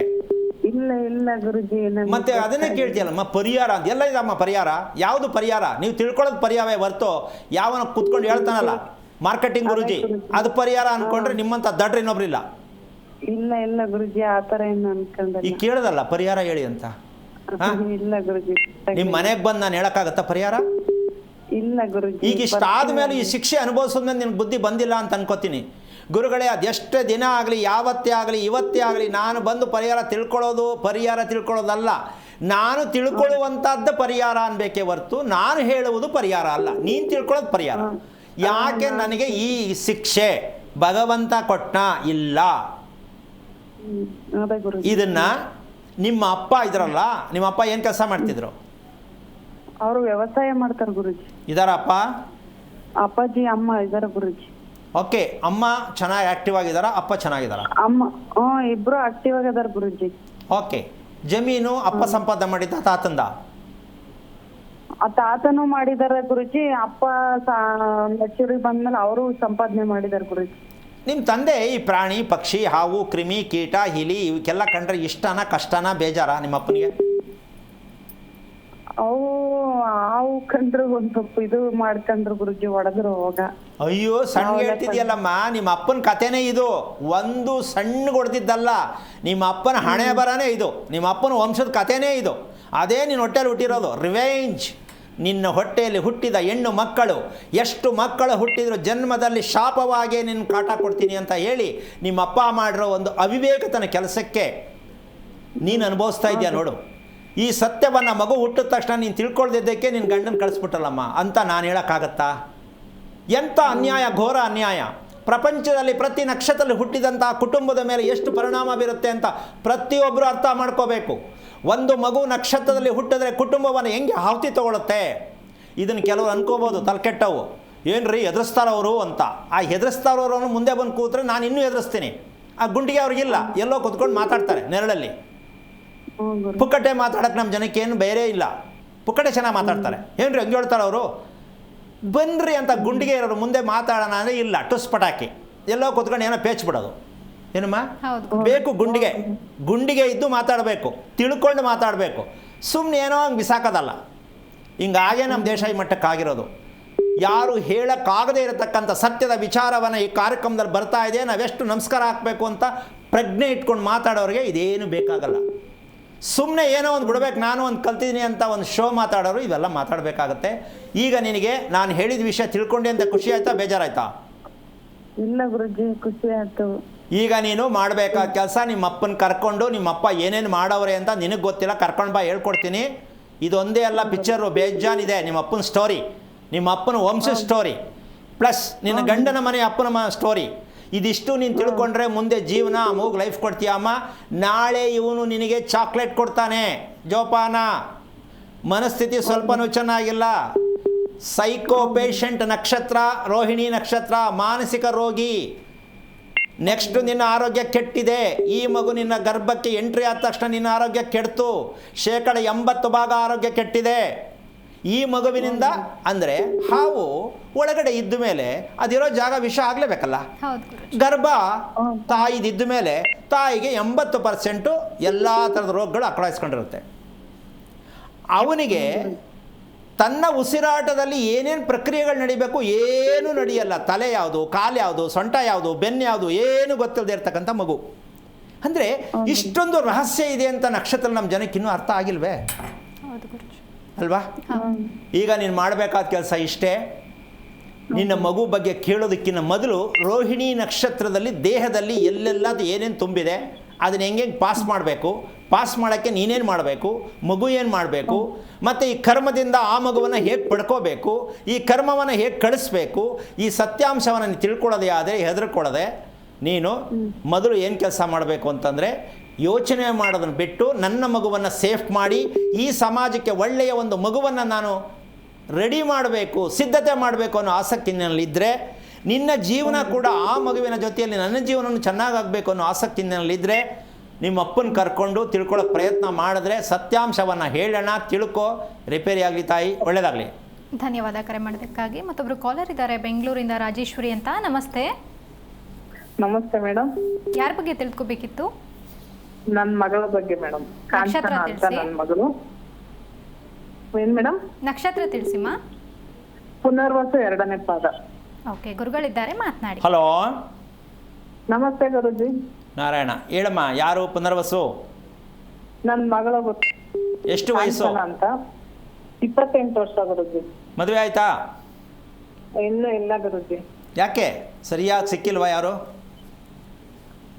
ಇಲ್ಲ, ಮನೇಲಿ ಸಮಸ್ಯೆ ಇತ್ತಲ್ಲ ಗುರುಜಿ, ಅವರೇ ಮನೆ ಎಲ್ಲ ನಡೆಸ್ತಾ ಇದ್ವರ್ಗುನು. ಹಾಂ, ಅದಕ್ಕೆ ಇವಾಗ ಮಾಡ್ಬೇಕು ಅನ್ಕೊಂಡಿದೀವಿ ಗುರುಜಿ. ಓಕೆ. ಏನು ಓದಿರೋದು? ಅವರು ಡಿಪ್ಲೊಮಾ ಎಲೆಕ್ಟ್ರಿಕಲ್ ಗುರುಜಿ. ಓಕೆ. ಕೆಲಸ ಎಷ್ಟು? ಮಾಡ್ತಾ ಇದ್ದಾರೆ. ಯಾರು, ನಿನ್ನ ಮಗಳೇ ತಾನೇ? ನನ್ನ ಮಗಳು ಡಿಪ್ಲೊಮಾ ಎಲೆಕ್ಟ್ರಿಕಲ್ ಕೆಲಸ ಮಾಡ್ತಾ ಇದ್ದಾರೆ ಗುರುಜಿ. ನಾನು ಅವ್ರ ತಾಯಿ ಮಾತಾಡ್ತಾ ಇರೋದು. ರೋಹಿಣಿ ನಕ್ಷತ್ರ ನಿಮ್ದಾ ನಿಮ್ಮ ಮಗಳದಾ? ರೋಹಿಣಿ ಅಲ್ಲ, ನಾನು ವಸು ಅಂತ ಹೇಳಿದ್ದು. ಪುನರ್ವಸು ಯಾರ್ದು, ನಿಮ್ದಾ ಮಗಳದಾ? ಮಗಳದು. ಓಕೆ. ಅಲ್ಲ, ಕೆಲಸ ಮಾಡ್ತಾ ಇದ್ದಾರೆ ಅಂದ್ರಲ್ಲ, ಮಗಳಿಗೆ ಮಾಡ್ತಾ ಇದ್ದಾರೆ ಅಂತ ಬಂತಲ್ಲ, ನಂಗೆ ಡೌಟ್ ಆಯಿತು. ಇಲ್ಲ, ಕೆಲಸ ಅಂದ್ರೆ ಅವರೇ ತಮ್ಮನ್ನೆಲ್ಲ ಓದ್ತಿದ್ದು, ನನಗೆ ಹೆಲ್ತ್ ಪ್ರಾಬ್ಲಮ್ ಇತ್ತಲ್ಲ, ಹಾಂ ಹಾಂ, ಹಂಗಾಗಿ ಮನೆ ಎಲ್ಲ ಅವರೇ ನೋಡ್ಕೊಂತ ಇರೋದು ಗುರುಜಿ. ಎಷ್ಟು ಜನ ಮಕ್ಕಳಮ್ಮ ನಿನಗೆ? ಇಬ್ರು. ಮಗನಾ ಅಥವಾ ಅವಳು ಮಗಳ? ಇಲ್ಲ, ಮಗ ಒಬ್ಬ, ಮಗ ಚಿಕ್ಕ, ಮಗಳು ದೊಡ್ಡೋಳು. ಮಗನಿಗೆ ಎಷ್ಟು ವಯಸ್ಸು? ಮಗನ್ಗೆ 23 ವರ್ಷ ಗುರುಜಿ. ಅವನ ನಕ್ಷತ್ರ ಏನು? ಅವಂದು ವೃಶ್ಚಿಕ, ಅನುರಾಧ ನಕ್ಷತ್ರ. ಓಕೆ. ತುಂಬ ತುಂಬ ಫಾಸ್ಟ್ ಆಗಿದೆ ನನ್ನ ಮಗ ಅಂತ ಖುಷಿ ಆಗುತ್ತಾ? ಏನಿಲ್ಲ ಗುರುಜಿ, ಹಂಗೇನು ಇದಿಲ್ಲ. ಅಲ್ಲ, ತುಂಬ ಚುರುಕಾಗಿದೆ ನನ್ನ ಮಗ ಅಂತ ಖುಷಿ ಆಗುತ್ತಾ ಅಂದೆ. ಚುರುಕಾಗಿದ್ದಾನೆ ಅಂತ ಚಿಕ್ಕ ಮಕ್ಕಳಲ್ಲಿ ಇದ್ದು ಇವಾಗ ಅಷ್ಟೊಂದೇನು ಇದ್ ಮಾಡ್ಕೊಂಡಿಲ್ಲ ಗುರುಜಿ. ಅವ್ರು ಇದಕ್ಕೆ ತಕ್ಕಾಗ ಅವ್ರು ಬೆಳ್ಕೊಂತಾರೆ ಅಂತ ಸುಮ್ಮನಿದ್ದೀನಿ ಅಷ್ಟೇ. ಓಕೆ, ಹೋಗಲಿ. ಇವನು ಚೆನ್ನಾಗಿ ನೆಮ್ಮದಿಯಾಗಿ ಖುಷಿಯಾಗಿ ಆರೋಗ್ಯವಾಗಿ ಇದ್ದಾನೆ ನನ್ನ ಮಗ ಅಂತ ಅನಿಸುತ್ತಾ ನಿಮಗೆ? ಇಲ್ಲ ಗುರುಜಿ, ಅನ್ಸಲ್ಲ. ಮತ್ತೆ ಹಂಗೆ ಬಿಟ್ಬಿಡೋದಾ ಬೆಳೀಲಿ ಅಂತ? ಹಂಗೆ ಬಿಡಂಗಿಲ್ಲ. ನಾನ್ ಕೇಳ್ತೀನಿ, ಅವ್ರು ಸರಿ ರೆಸ್ಪಾನ್ಸ್ ಮಾಡಲ್ವಲ್ಲ ಗುರುಜಿ. ಪ್ರಯತ್ನ ಪಡ್ತೀನಿ ಜಾಸ್ತಿಯಾ ತಿಳ್ಕೊಳಕ್ಕೆ. ಈಗ ಅವನೇನಾದ್ರು ಕೇಳಿದ್ರೆ ನೀವು ಒಪ್ಕೋತೀರಾ? ಇಲ್ಲ, ಒಪ್ಕೊಳಲ್ಲ. ಯಾಕೆ? ಅವ್ನಿಗದು ಬೇಕು. ಏನು ಮಾಡೋದು ಇವಾಗ? ನನಗದು ಬೇಕು ಅಂತಾರೆ. ಒಪ್ಕೊಳಲ್ಲ. ಮೊನ್ನೆ ಹಠ ಮಾಡ್ದ, ಆಗಲ್ಲ ಅಂತ ಅಂದ್ರೆ ಸುಮ್ನಾದ ಅಷ್ಟೇ. ಸುಮ್ಮನಾದೆ ಅಂತ ನೀವು ಅನ್ಕೊಂಡಿದ್ದೀರಾ ಅಷ್ಟೇ? ಅಲ್ಲ, ಮನ್ಸಲ್ಲಿ ಇದೆ ಅವನಿಗೆ, ಇಲ್ಲ ಅಂತಲ್ಲ. ಈಗ ಬಂದ್ರೆ ನೋಡಿ ದಾರಿಗೆ. ಈಗ ಏನು ಮಾಡ್ತೀರಾ ನೋಡಿ. ಈಗ ಇಲ್ಲಿ ಲೈಟ್ ಹಾಕಿದ್ರೆ ಅಲ್ಲಿ ಆನ್ ಆಗ್ತಾ ಇದೆ ಬೆಡ್ರೂಮ್ದು, ನೀವು ಹಾಕಿದ್ದು ಕಿಚನ್ದು, ಅಲ್ಲಿ ಆನ್ ಆಗಿದ್ದು ಬೆಡ್ರೂಮ್ದು. ಈ ಕತೆ ಏನು? ಯಾರಿಗೆ ಮದುವೆ ಮಾಡೋದು? ಈಗ ಮನೇಲಿ ಮದುವೆ ಎಲ್ಲ ನಡೆಯೋದು ರಂಪ. ಇವರು ಮದುವೆ ಮಾಡೋಕ್ಕಾಗಲ್ಲಮ್ಮ. ದೊಡ್ಡದಾ ಒಳ್ಳೆ ಈಗ ಹತ್ಕೊಂಡಿದೆಯಲ್ಲ, ಯಾವುದು ವಾರು, ಹಂಗೆ ಇವ್ರ ಮೇಲೆ ಒಂದು ವಾರ ಶುರುವಾಗಿದೆ ಆಗಿದೆ. ಈಗ ಅಲ್ಲೇ ತಟಸ್ಥವಾಗಿ ಇವರು ಏನು ಮಾಡೋದು, ಸೈಡ್ಗೆ ಹಾಕ್ಬಿಟ್ಟವ್ರೆ. ಏನೋ ಮಾಡ್ಕೊಳ್ಳಿ, ಇನ್ನೇನು ಮಾಡೋದು, ಈ ಹುಡುಗಿನ ಹೆಂಗೋ ತಳ್ಬಿಡೋಣ ಅಂತ. ಆಗಲ್ಲ. ಈ ದೊಡ್ಡ ರಂಪ ನೋಡ್ಬಿಟ್ಟು ಆ ಹುಡುಗಿ ಮದುವೆನೇ ಬೇಡ ನನಗೆ, ಸುಮ್ಮನಿದ್ಬಿಡು ಅಂತ ಹೇಳುತ್ತೆ. ಹೇಳಿದಾಳೆ ಗುರುಜಿ, ಹೇಳಿದಾಳೆ. ಯಾಕೆ ಅಂದರೆ ಅವಳು ಮದುವೆ ಮಾಡ್ಕೊಳ್ಳೋ ಆಸೆ ಸತ್ತೋಗಿದೆ. ಸತ್ತೋಯ್ತಮ್ಮ. ಏನಮ್ಮ 28 ವರ್ಷದವರೆಗೂ ಮಕ್ಕಳು ಮಾಡ್ಕೊಂಡು ಮದುವೆ ಮಾಡ್ತೀನಿ ಅಂತ ಶಾಸ್ತ್ರ ಕೇಳೋ ಜನಕ್ಕೆ ಏನು ಹೇಳಬೇಕು ಅಂತ ಅರ್ಥ ಆಗ್ತಾ ಇಲ್ಲ. ಒಂದು ಹೆಣ್ಣು ಹುಡುಗಿಗೆ ಒಂದು ಮದುವೆ ಮಾಡ ಅಂದ್ರೆ ಅಮ್ಮ, ಅವ್ರ ಮದ್ವೆ ಎಲ್ಲ ನೋಡ್ತಾ ಇದ್ದು ಹುಡುಗ ಎಲ್ಲ ಇದಾಗಿತ್ತು. ಅವ್ರ ತಂದೆ ಇದಾದ್ರಲ್ಲ ಗುರುಜಿ, ಡೆತ್ ಆದ್ರು. ಸರಿನಮ್ಮ, ಅದನ್ನಾರು ಕೇಳಬೇಕಿತ್ತಲ್ವಾ? ನಮ್ಮ ಮನೆಯಲ್ಲಿ ಯಾಕೆ ಈ ರೀತಿ ಯುದ್ಧ ನಡೀತಾ ಇದೆ ಅಂತ ಕೇಳಬೇಕಿತ್ತಲ್ವಾ ನೀನು? ಹೇಳ್ಬೇಕಿತ್ತು. ಮತ್ತೆ ಇದಕ್ಕೆ ಹೆಸರೇನು ಗೊತ್ತೇನಮ್ಮ? ಗೃಹ ಯುದ್ಧ. ಇದು ಎಲ್ಲರ ಮನೆಯಲ್ಲೂ 80% ಇರುತ್ತೆ. ಗೃಹ ಯುದ್ಧ, ಮಗಳದೋ ಮಗಂದೋ ಗಂಡಂದೋ ಹೆಂಡ್ತಿದೋ ಅನುಭವಿಸಿ. ಇದಕ್ಕೆ ಹುಟ್ಟಿದ್ದಿಲ್ಲಿ ಅನುಭವಿಸೋಕ್ಕೆ. ಎಲ್ಲದಕ್ಕೂ ಪ್ರಶ್ನೆ, ನನ್ನ ಮಗ ಸರಿಗೆ ಓದ್ತಾ ಇಲ್ಲ, ನನ್ನ ಮಗಳಿಗೆ ಮದುವೆ ಆಯ್ತಾ ಇಲ್ಲ ಮಕ್ಕಳಾಯ್ತಾ ಇಲ್ಲ. ಇದು ಏನ್ರಿ ಕರ್ಮ ಇದು? 27-28 ವರ್ಷ ಮಕ್ಕಳನ್ನ ಓದಿಸ್ಬಿಟ್ಟು ಅವ್ರ ಕೈಲಿ ಕೆಲಸ ಮಾಡಿಸಿ ಅವ್ರು ದುಡಿಸಿ, ಇವ್ರಿಗೆ ಹುಷಾರಿಲ್ಲ, ಅಪ್ಪನ ಕತೆ ಹಂಗಾಯಿತು. ಇದಕ್ಕೆ ನಿಮ್ಮ ಮಗ ಹುಟ್ಟಿದ್ನಲ್ಲ, ಅನುರಾಧ ನಕ್ಷತ್ರದವನು, ತಾಯಿ ಕೇಳಿಸ್ಕೊತಿದ್ದೀರಾ? ಅವರೇ ಗ್ರಹಗಳಲ್ಲಿ ಶನೇಶ್ವರ ಸ್ವಾಮಿ ಎಂಟ್ರಿ. ದುಃಖ ಕೊಡ್ತೀನಿ, ಕಷ್ಟ ಕೊಡ್ತೀನಿ, ಯೋಚನೆ ಕೊಡ್ತೀನಿ, ಬೇಜಾರು ಕೊಡಿಸ್ತೀನಿ, ಕಣ್ಣೀರು ಹಾಕಿಸ್ತೀನಿ, ನಿಮ್ದು ಒಂದು ಕತೆ ಕಾಣಿಸ್ತೀನಿ, ನಾನು ರೋಡಲ್ಲಿ ನಿಂತ್ಕೊಂಡು ನಿಮಗೆ ಚಾಲೆಂಜ್ ಮಾಡ್ತೀನಿ. ಇದೆಲ್ಲ ಐತೆ ಮುಂದೆ ನಿಮಗೆ ಮಾರಿ ಹಬ್ಬ. ಹೌದು ಗುರುಜಿ, ಅದು ಒಟ್ಲಾಗಿ ಈಗಲೇ ಕಾಣಿಸ್ತಾ ಇದೆ ನನಗೆ. ಏನು ಮತ್ತೆ ಕತೆ? ಇವಾಗ ಹೆಂಗಿದು ಮದುವೆ ಯಾರು ಮಾಡೋದಾಗಾದ್ರೆ? ಅಲ್ಲ, ಅದನ್ನೂ ಹೇಳ್ತೀಯಲ್ಲ ತಾಯಿ, ಇದನ್ನೂ ಹೇಳ್ತೀಯಾ, ಯಾಕೆ ಆಗ್ತಾ ಇದೆ ಅಂತ ಯಾಕೆ ತಿಳ್ಕೊತಾ ಇಲ್ಲ? ಅಂದ್ರೆ ಅವನು ಮೊದ್ಲಿದ್ದಂಗೆ ಇಲ್ವಲ್ಲ ಗುರುಜಿ, ಬದ್ಲಾದ್ನಲ್ಲ. ಆ ಕ್ಷಣಕ್ಕೆ ನಾನು ಅಂದ್ಕೊಂಡೆ ಇವನಿಂದ ಇನ್ನೇನು ಪ್ರಯೋಜನ ಇಲ್ಲ, ಅಂದ್ರೆ ಇವಳಿಗಾದ್ರೂ ಸರಿ ಏನೋ ಒಂದ್ ಕಷ್ಟಪಟ್ಟು ಒಂದು ದಾರಿ ಮಾರ್ಗ ಇದ್ ಮಾಡ್ಬೇಕು ಅಂತ. ಅಮ್ಮ, ಮಗು ಒಂದ್ ನಿಮಿಷ ಕೇಳಿಸ್ಕೊ. ಮಗು ತೊಡೆ ಮೇಲೆ ಮಲ್ಕೊಂಡಾಗ ಮಗುಗೂ ತಾಯಿಗೂ ತುಂಬಾ ಪ್ರೀತಿ ಅಲ್ವೇನಮ್ಮ? ಹೌದು ಗುರುಜಿ. ಅಂದ ಮೇಲೆ ಈಗ ಅವನು ಮಲ್ಕೋಬೇಕು ಅಂತ ಇಷ್ಟಪಡ್ತಾವನೆ, ತಪ್ಪ್ಯಾರ್ದು? ಈಗ ಅರ್ಥ ಮಾಡ್ಕೊಂಡ್ರೆ ಸಾಕು. ಆಗ ನಿಮ್ಮ ತೊಡೆ ಮೇಲೆ ಮಲ್ಕತ್ತಿದ್ದ, ನಿಮ್ಮಿಬ್ರು ಬಾಂಡಿಂಗ್ ಚೆನ್ನಾಗಿತ್ತು. ಈಗ ಕೆಳಗಡೆ ಇಳ್ದ, ಅವನು ಹೇಳಿದ್ನೋ ನೀನು ಇಳಿಸ್ತೋ ಅಮ್ಮ. ಈಗ ಅವನು ಮಲ್ಕೋಬೇಕು ಅಂತ ಆಸೆ ಇದೆ, ಹೇಳಿದ್ರೆ ನೀವು ಒಪ್ಪಲ್ಲ. ಏನು ಮಾಡೋದು ಈಗ ಅವನಿಗೆ? ಅದು ಬಿಟ್ಟು ಪ್ರಪಂಚ ಅವನಿಗಿಲ್ಲ. ಅವನಿಗೆ ಏನಿದ್ರು ಪ್ರಪಂಚ ಕಾಣೋದೆಲ್ಲ ಅದೊಂದೇ. ತಪ್ಪಲ್ಲ, ವಯಸ್ಸಿನ ಪ್ರಭಾವ. ಎರಡನೇದು, ಇವರ ಕುಟುಂಬದಲ್ಲಿ ತಿಳಿದೇ ಬೇಜವಾಬ್ದಾರಿಯಿಂದ ಸಂಸಾರ ಮಾಡಿದಾರಲ್ಲ ಇವರು, ಇವರ ಒಂದು ಕೆಟ್ಟ ಅಭ್ಯಾಸ.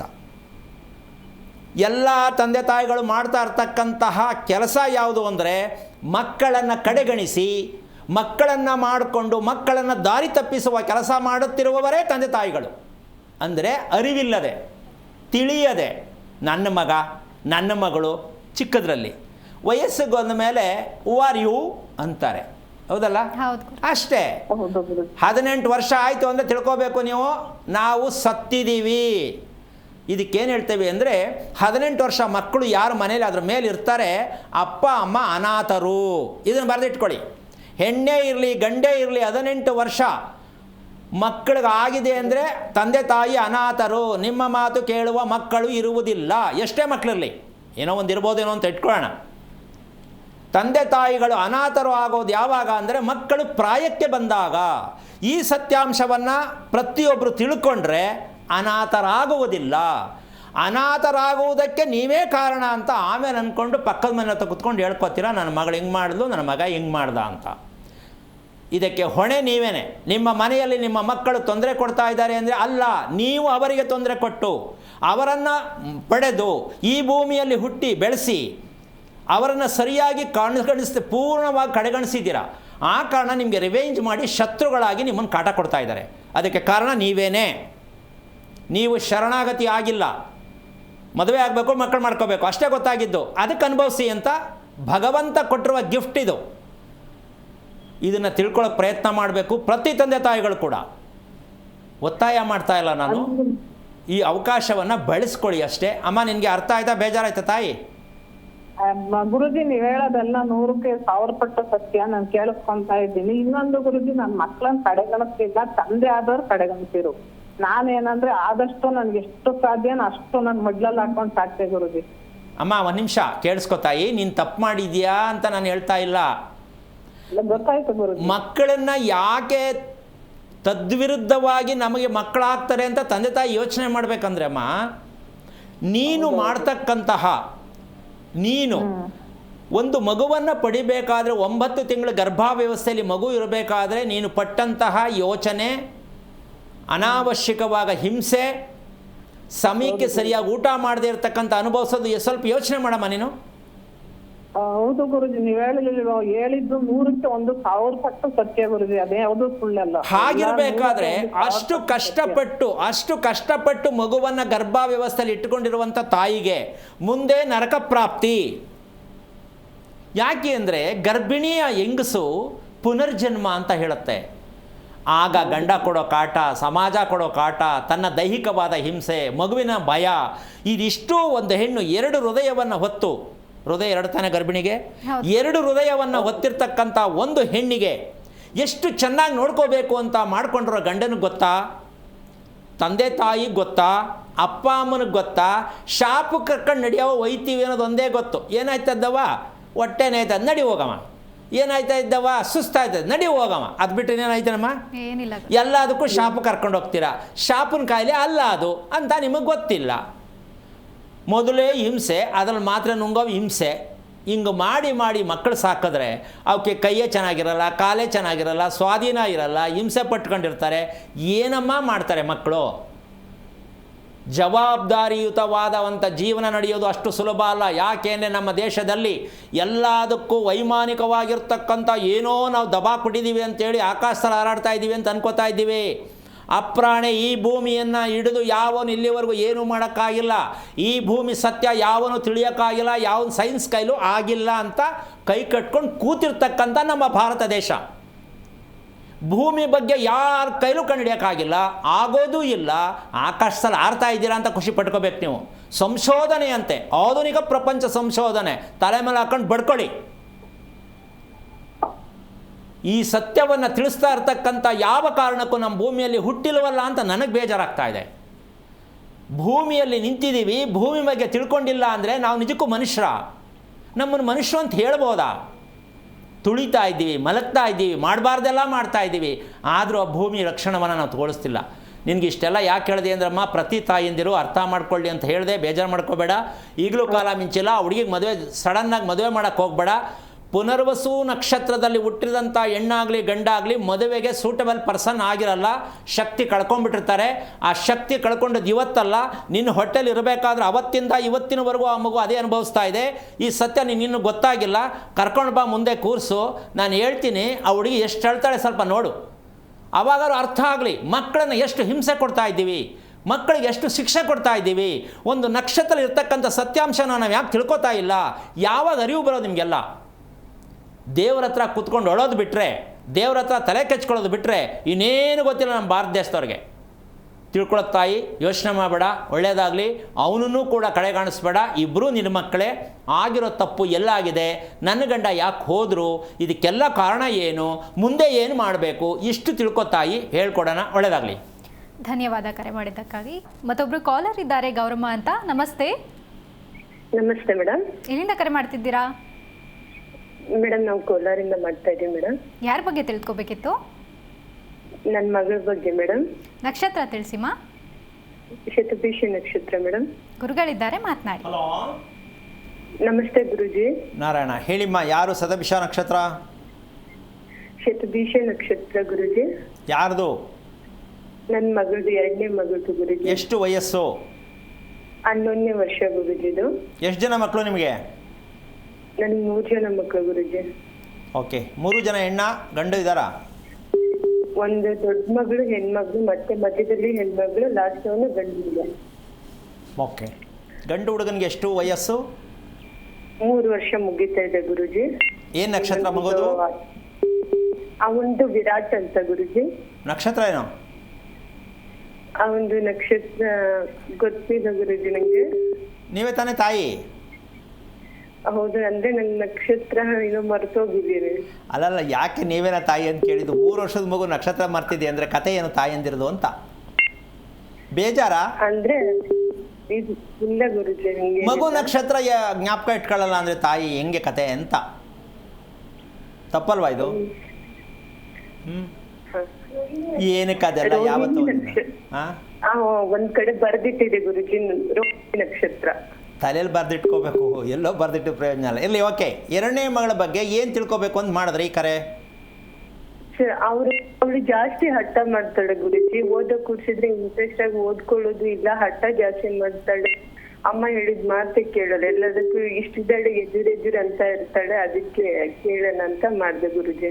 ನೀವು ಅವಳು ಹೇಳ್ದಂಗೆ ಕೇಳಬೇಕು, ನೀವು ಹೇಳ್ದಂಗೆ ಕೇಳಲ್ಲ ಅವಳು. ಯಾಕೆಂದರೆ ನೀವೇನು ಮಾಡೇ ಇಲ್ಲ, ಅದಕ್ಕೆ ನೀವು ಹೇಳ್ದಂಗೆ ಕೇಳಲ್ಲ. ಅವಳು ಹೇಳ್ದಂಗೆ ನೀವು ಕೇಳಬೇಕು. ಕೇಳಿ ಯಾಕೆ ಅಂತ. ಗೊತ್ತಿಲ್ಲ ಗುರುಜಿ. ಅಲ್ಲ ಪ್ರಶ್ನೆ ಕೇಳಿಯಪ್ಪ, ನನ್ನ ಮಗಳು ಹೇಳ್ದಾಗ ನಾನು ಯಾಕೆ ಕೇಳಿ, ನಾನು ಹೇಳ್ದಾಗ ಮಗಳು ಕೇಳಬೇಕು ಅಂತ ಪ್ರಶ್ನೆ ಕೇಳ್ತಾ ಇಲ್ವಲ್ಲ ನೀವು? ಅಲ್ಲಲ್ಲ, ನಾನು ಓದ್ಕೋ ಅಂತ ಹೇಳ್ತೀನಲ್ವಾ. ನೀವು ಓದ್ಕೋ ಅಂತ ಏನಾದ್ರು ಹೇಳಿ, ಒಂದು ನಿಮಿಷ ಕೇಳಿಸ್ಕೊಳ್ಳಿ. ನೀವು ಓದೋದ್ರ ವಿಷಯ ಏನಾದ್ರು ಹೇಳಿ, ಅವಳು ಯಾವ ವಿಚಾರ ಹೇಳಿದ್ರು ನೀವು ಹೇಳಿದ್ದು ಅವಳು ಕಿವಿಗೆ ಹೋಗಲ್ಲ.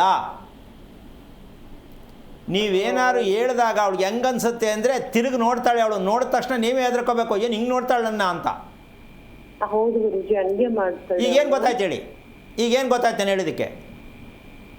ನಿನಗೈತೆ ಅಲ್ಲ, ನಾನು ಹೇಳ್ತೀನಿ ಕೇಳಿಸ್ಕೊಳ್ಳಿ, ನಿನಗೈತೆ, ನಿನಗೊಂದು ಗತಿ ಕಾಣಿಸ್ತೀನಿ ಅಂತ ಲುಕ್ ಕೊಡೋದು, ಲುಕ್ಕು. ಮಕ್ಕಳು ನೋಡಿದ್ರೆ ಅಪ್ಪ ಅಮ್ಮಂದ್ರು ಏನು ಹಿಂಗೆ ನೋಡ್ತೀರಾ, ಅದೇ ಇರೋದು ತಮಾಷೆ. ಬನ್ನಿ ತೋರಿಸ್ಕೊಡ್ತೀನಿ ನಾನು. ಕೈ ಹೆಂಗೆ ತಿರುಗಿಸ್ತಾರೆ, ಕಣ್ಣು ಹೆಂಗೆ ತಿರುಗಿಸ್ತಾರೆ, ನಿಮ್ಮ ಮುಂದೆ ಹೆಂಗೆ ಕುತ್ಕೋತಾರೆ, ನಾವು ಹೇಳ್ಕೊಡ್ತೀನಿ ಬನ್ನಿ. ಯಾಕೆ ಅಂದರೆ ಯಾವ ಮಗು ಅಪ್ಪ ಅಮ್ಮನಿಗೆ ಶಿಕ್ಷೆ ಕೊಡೋಕ್ಕೆ ರೆಡಿ ಇರ್ತಾರೆ ಅಂತ ತಿಳ್ಕೊಬೇಕು ಪ್ರತಿಯೊಬ್ಬರು. ಮಕ್ಕಳು ಹುಟ್ಟೋದು ಅಪ್ಪ ಅಮ್ಮನಿಗೆ ಬುದ್ಧಿ ಕಲಿಸೋಕ್ಕೆ, ದಾರಿಗೆ ತರೋಕ್ಕೆ ಅಂತ ಅಪ್ಪ ಅಮ್ಮ ಮಕ್ಕಳು ಪಡೆಯೋ ತಂದೆ ತಾಯಿಗೆ ಗೊತ್ತೇ ಇಲ್ಲ. ಏನು ಹೇಳ್ತೀಯಮ್ಮ? ಮಕ್ಕಳು ಏನಕ್ಕೆ ಕೊಡ್ತಾರೆ ಅಂದರೆ ಬೆಳೆಯೋಕ್ಕಂತೆ, ವಂಶ ಬೆಳೆಯೋಕ್ಕಂತೆ. ಎಲ್ಲರೂ ಬೆಳೆದ ತೋರಿಸ್ರಿ, ಪ್ರಪಂಚದಲ್ಲಿ ಮಕ್ಕಳಿಂದ ವಂಶ ಬೆಳೆದಿದೆ ಅಂತ ಯಾರಾದರೂ ಹೇಳಿ ನೋಡೋಣ. ಬೆಳೆಯಲ್ಲರಿ, ನಾಶ ಆಗತ್ತೆ. ನಿಮ್ಮ ಬಲವಂತಕ್ಕೆ ಮದುವೆ ಮಾಡ್ಕೊಂಡು ಮಕ್ಕಳಾಗಿರ್ಬೋದು ಅಷ್ಟೇ, ನಾನು ಮಗನಿಗೆ ಮದುವೆ ಮಾಡಿಲ್ವಾ ಅಂತ ಹೇಳ್ಕೋಬೋದು. ಏನು ವರ್ಕೌಟ್ ಆಗಿಲ್ಲ, ಆಗೋದೇ ಇಲ್ಲ. ಮಕ್ಕಳು ಬರೋದು, ನಿಮ್ಮ ಹೊಟ್ಟೆಯಲ್ಲಿ ಹುಟ್ಟುವುದು, ನಿಮ್ಮನ್ನು ಹೆಂಗಂದ್ರಂಗೆ ಬೆಳೆದಿದ್ದೀರಲ್ಲ ಹಂಗಲ್ವ ಕಮಂಗಿಗಳ. ನಾವು ಬಂದಿದ್ದೀವಿ ಈ ನಕ್ಷತ್ರ ತಿಳ್ಕೊಂಡು, ಅಪ್ಪ ಏನು, ಅಮ್ಮ ಏನು, ನಿಮ್ಮಮ್ಮ ಅಪ್ಪ ಏನು, ಇದೆಲ್ಲವನ್ನು ತಿಳ್ಕೊಳ್ಳೋದಕ್ಕೇ ಈ ವಿಚಾರದಲ್ಲಿ ಮಗು ನಕ್ಷತ್ರದಲ್ಲಿ ಬರೋದು ಅಂತ ಶಾಸ್ತ್ರ ಹೇಳೋನಿಗೆ ಗೊತ್ತಾಗಿಲ್ಲ ಇನ್ನೂ. ನಕ್ಷತ್ರ ಏನಕ್ಕೆ ಮಗು ಬರುತ್ತೆ ಅಂತ ಹೇಳೋರಿಗೆ ಇನ್ನೂ ಗೊತ್ತಿಲ್ಲ. ಎಷ್ಟು ವರ್ಷ, 1000 ವರ್ಷಗಳು ಕಳೆದಿದೆ, ಅದು ಹಂಗೇ ಮುಚ್ಚಾಕೊಂಡು ಗೊತ್ತಿಲ್ಲದೆ ಹಂಗೇ ಸುಳ್ಳು ಹೇಳ್ಕೊಂಡು ಬಂದಿದ್ದಾರೆ. ಈ ಸುಳ್ಳು ಕೇಳ್ಕೊಂಡು ಜನ ಹಂಗೆ ಬದುಕ್ತಾ ಇದ್ದಾರೆ. ಆಮೇಲೆ ಹೇಳೋದು ಮಾತು ಕೇಳಲ್ಲ ಅಂತ ಶಾಸ್ತ್ರ ಕೇಳಕ್ಕೆ ಹೋಗ್ತಾರೆ. ಯಾಕೆ ಕೇಳಬೇಕು? ನೀವೇನು ಮಾಡಿದ್ದೀರಾ ಅಂತ ನಿಮ್ಮ ಮಾತು ಕೇಳಬೇಕು. ನೀವೇನು ಕರೆಕ್ಟಾಗಿ ನಡ್ಕೊಂಡಿದ್ದೀರಾ ಅಂತ ನಿಮ್ಮ ಮಾತು ಕೇಳಬೇಕು. ನೀವು ಕರೆಕ್ಟಾಗಿ ಮದುವೆ ಮಾಡ್ಕೊಂಡಿದ್ದೀರಾ ಅಂತ ಕೇಳಬೇಕು. ನೀವೇನೂ ಮಾಡ್ಕೊಂಡಿಲ್ಲ, ಹುಟ್ಟಿದ್ದು ಗೊತ್ತಿಲ್ಲ, ಮದುವೆ ಆಗಿದ್ದು ಗೊತ್ತಿಲ್ಲ, ಮಕ್ಕಳು ಮಾಡ್ಕೊಂಡಿದ್ದು ಗೊತ್ತಿಲ್ಲ, ಮಕ್ಕಳು ಬೆಳೆಸಿದ್ದು ಗೊತ್ತಿಲ್ಲ. ನಿಮ್ಮ ಮಾತನ್ನು ಮಕ್ಕಳು ಯಾಕೆ ಕೇಳಬೇಕು? ಹಾಕ್ಕೊಳ್ಳಿ ಪ್ರಶ್ನೆನ. ಅವರು ಮಕ್ಕಳಲ್ಲ ಶತ್ರುಗಳು. ಯಾಕೆ? ನೀವು ಮಕ್ಕಳು ಅಂತ ಪ್ರೀತಿಸೇ ಇಲ್ಲ ಅವ್ರನ್ನ. ಅಂಗಿ ತೆಕ್ಕೊಟ್ಟಿದ್ದೀರಾ, ಅಲ್ಲ ಈ ಭಾಷೆಯಲ್ಲಿ ಮಾತಾಡ್ತೀನಿ, ಅಂಗಿ ತೆಕ್ಕೊಟ್ಟಿದ್ದೀರಾ, ಉಣ್ಣಕ್ಕೆ ಕೊಟ್ಟಿದ್ದೀರಾ, ಸ್ಕೂಲಿಗೆ ತಗೊಂಡೋಗಿ ಬಿಸಾಕ್ಬಿಟ್ಟಿದ್ದೀರಾ. ಇದು ನಿಮ್ಮ ಮಕ್ಕಳ? ಇದಾ ಅಪ್ಪ ಅಮ್ಮ ಮಾಡೋ ಕೆಲಸ? ಹೇಳಿ, ಯಾವ ದೊಡ್ಡತನ ಕೆಲಸ ಮಾಡಿದಾರೆ ಮಕ್ಕಳಿಗೋಸ್ಕರ? ಏನೂ ಮಾಡಿಲ್ಲ. ಮಗು ಉಸಿರಾಡುತ್ತಾ ಕರೆಕ್ಟಾಗಿ ಗೊತ್ತಿಲ್ಲ, ತಗೊಂಡೋಗಿ ಇಂಗ್ಲೀಷ್ ಕಾನ್ವೆಂಟ್ಗೆ ಹಾಕ್ತೀರಾ? ಹೆಂಗೆ ನಿಮ್ಮ ಮೇಲೆ ಅವ್ರು ಪ್ರೀತಿ ಮಾಡಬೇಕು? ಸಿನಿಮಾದಲ್ಲಿ ಸೀರಿಯಲಲ್ಲಿ ನೋಡ್ಕೋಬೇಕು ನೀವು ಅಷ್ಟೇ. ಅಯ್ಯೋ ಎಷ್ಟು ಚೆನ್ನಾಗದಲ್ವ ಸೀರಿಯಲ್ಲು ಅಂತ ಅಷ್ಟೇ, ಇನ್ನೇನು ಗೊತ್ತಿಲ್ಲ ನಮ್ಮ ಜನಕ್ಕೆ. ಸೀರಿಯಲ್ ನೋಡೋದು ಬಿಟ್ಟರೆ ಇನ್ನೇನು ಗೊತ್ತಿಲ್ಲ. ಅದೊಂದೇ ಒಳ್ಳೆ ಸೀಸನ್. ಈಗ ಬೆಳಗ್ಗಿನ ಸಾಯಂಕಾಲ ತನಕ ಅರ್ಧ ರಾತ್ರಿ ಹಾಕಿ ಅವೇ ಇದ್ದಾವೆ. ಯಾಕೇನು ಅದು ಬಿಟ್ಟರೆ ಗತಿನೇ ಇಲ್ಲ ಈಗ ಮನೋರಂಜನೆಗೆ. ಆ ಮಟ್ಟಕ್ಕೆ ಹೊಟ್ಟೋಗಿದ್ದೀವಿ ನಾವು. ಅಮ್ಮ, ಶತಭಿಷ ನಕ್ಷತ್ರಕ್ಕೆ ಹುಟ್ಟಿದ ಮಗು ಯಾವ ಅಮ್ಮ? ದೊಡ್ಡ ಮಗಳು ಅದೇ ನಕ್ಷತ್ರ ಗುರುಜಿ. ಅಮ್ಮ, ತುಂಬ ತಪ್ಪು ಮಾಡಿದ್ದೀರ ತಾಯಿ ನೀವು. ಯಾಕೆ ಅಂದರೆ ಸೋಮಾರಿಗಳು ಅಂತ ಎಷ್ಟು ಸಲ ಹೇಳಿದ್ರು ಬೇಜಾರಾಗುತ್ತೆ ಪಾಪ ಜನಗಳಿಗೆ.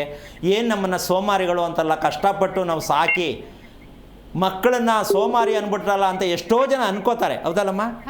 ಆದರೆ ಕಷ್ಟಪಟ್ಟು ಸಾಕಿದ್ದೀನಿ, ಕಷ್ಟಪಟ್ಟು ಓದಿಸಿದ್ದೀನಿ ಅಂತ ಯಾರು ಅಂದರೆ ನಿಮಗೆ ಎಷ್ಟೋ ಜನ್ಮದ ನರಕ ಬರುತ್ತೆ. ನೀವು ಯಾರ್ರಿ ಅವ್ರನ್ನ ಓದ್ಸೋಕ್ಕೆ? ನಿಮ್ಮನ್ನ ಯಾರು ಓದಿಸು ಅಂತ ಹೇಳಿದ್ಯಾರು? ನಿಮ್ಮನ್ನ ಅವ್ರು ಮಾಡ್ಕೊ ಅಂತ ಹೇಳಿದ್ಯಾರು?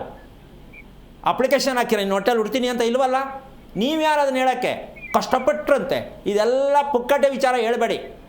ನಾನು ನಮ್ಮಪ್ಪ ನನ್ನ ಸಾಕದ, ನಾನು ಅವ್ರನ್ನ ಸಾಕ್ತೇನೆ. Very simple. ಏನಮ್ಮ? ಅದ್ರಲ್ಲೇನು ಶೋ ಅಪ್ ತಗೊಳ್ಳೋದು? ನಾನು ಭಾರಿ ಕಷ್ಟಪಟ್ಟು ಓದಿಸ್ತೆ. ನೀವು ಹಂಗೆ ಅನ್ಕಣೆ ನೀವು ಹಾಳಾಗಿರೋದು.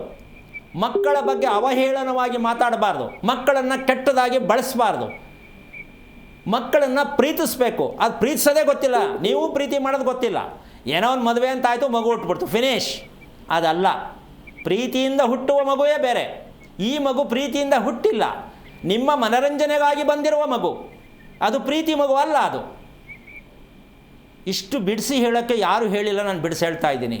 ನಿಮ್ಮ ಮಗು ನಿಮ್ಮ ಮನರಂಜನೆಗೆ ಬಂದಿರುವ ಮಗುವೇ ಹೊರತು ನಿಮ್ಮನ್ನು ಉದ್ಧಾರ ಮಾಡೋಕ್ಕಲ್ಲ. ಏನೋ ಆಯಿತು ಏನೋ ಬಂತು ಅಷ್ಟೇ, ವೆರಿ ಸಿಂಪಲ್. ಏನೋ ಆಯಿತು ಏನೋ ಬಂತು. ಬಂದ ಮೇಲಾದರೂ ಇದು ಯಾವುದು, ಇದಕ್ಕೇನು ರಸ್ತೆ ಯಾವುದು ಏನೂ ತಿಳ್ಕೊಳ್ಳಲ್ಲ, ಸುಮ್ಮನೆ ಹಂಗೆ ಅಡ್ಡಾದಡ್ಡಿ ಬೆಳೆಸೋದು. ನೀವು ಮಾಡಬೇಕಾದ ಕೆಲಸ, ನಿಮ್ಮ ತಾಯಿ, ನಿಮ್ಮ ತಾಯಿಯರ ತಾಯಿ ಅಮ್ಮ ನೆನಪಿದೆಯಾ?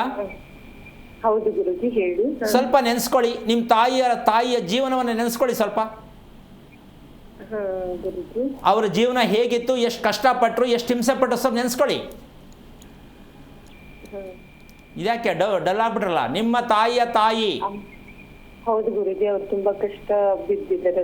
ಅಂದರೆ ಸಂಸಾರ ನಡೆಸೋದಕ್ಕೆ ಯಾರು ಕಷ್ಟ ಬಿದ್ದಿದ್ದಾರೆ ಅಂತ ಅನ್ಕೊಂಡಿದ್ದೀರಾ, ಆ ಸತ್ಯವನ್ನು ತೋರಿಸುತ್ತೆ ಒಂದು ಮಗು, 3ನೇ ತಲೆಮಾರು ಹುಟ್ಟುವ ಮಗು. ಅಂದರೆ ಇವರಮ್ಮ ಈ ಮಗುವಿಗೆ ಅಜ್ಜಿ. ಪ್ರತಿ ಮಗು ಹುಟ್ಟಿದ ನಕ್ಷತ್ರದಲ್ಲಿ ಯಾರು ಸ್ಟೋರಿ ತೋರಿಸುತ್ತೆ ಅಂದರೆ, ಪ್ರತಿಯೊಬ್ಬರು ಕಿವಿ ಸ್ವಲ್ಪ ಅಗಲ ಮಾಡ್ಕೊಂಡು ಕೇಳಿಸ್ಕೊಳ್ಳಿ. ನಿಮ್ಮ ಹೊಟ್ಟೆಯಲ್ಲಿ ಹುಟ್ಟಿರುವ ಮಗು ಅದರ ಹಿಸ್ಟ್ರಿ ಯಾವ್ದು ತೋರಿಸುತ್ತೆ ಅಂದರೆ, ಜನ್ಮ ಕೊಟ್ಟ ತಾಯಿ ಯಾವ ರೀತಿ ಹಿಂಸೆಯನ್ನು ಅನುಭವಿಸಿದ್ರು, ಎಷ್ಟು ಕಷ್ಟಪಟ್ಟರು, ಏನೆಲ್ಲ ಅನುಭವಿಸಿದ್ರು, ಅದರ ಸತ್ಯವನ್ನು ತೋರಿಸುವುದೇ ನಿಮ್ಮ ಹೊಟ್ಟೆಯಲ್ಲಿ ಹುಟ್ಟಿರುವ ಮಗು. ಈ ಸತ್ಯವನ್ನು ಯಾರೂ ಹೇಳೋಕ್ಕಾಗಿಲ್ಲ, ನಾನು ಹೇಳ್ತಾ ಇದ್ದೀನಿ ಕೇಳಿಸ್ಕೊಳ್ಳಿ.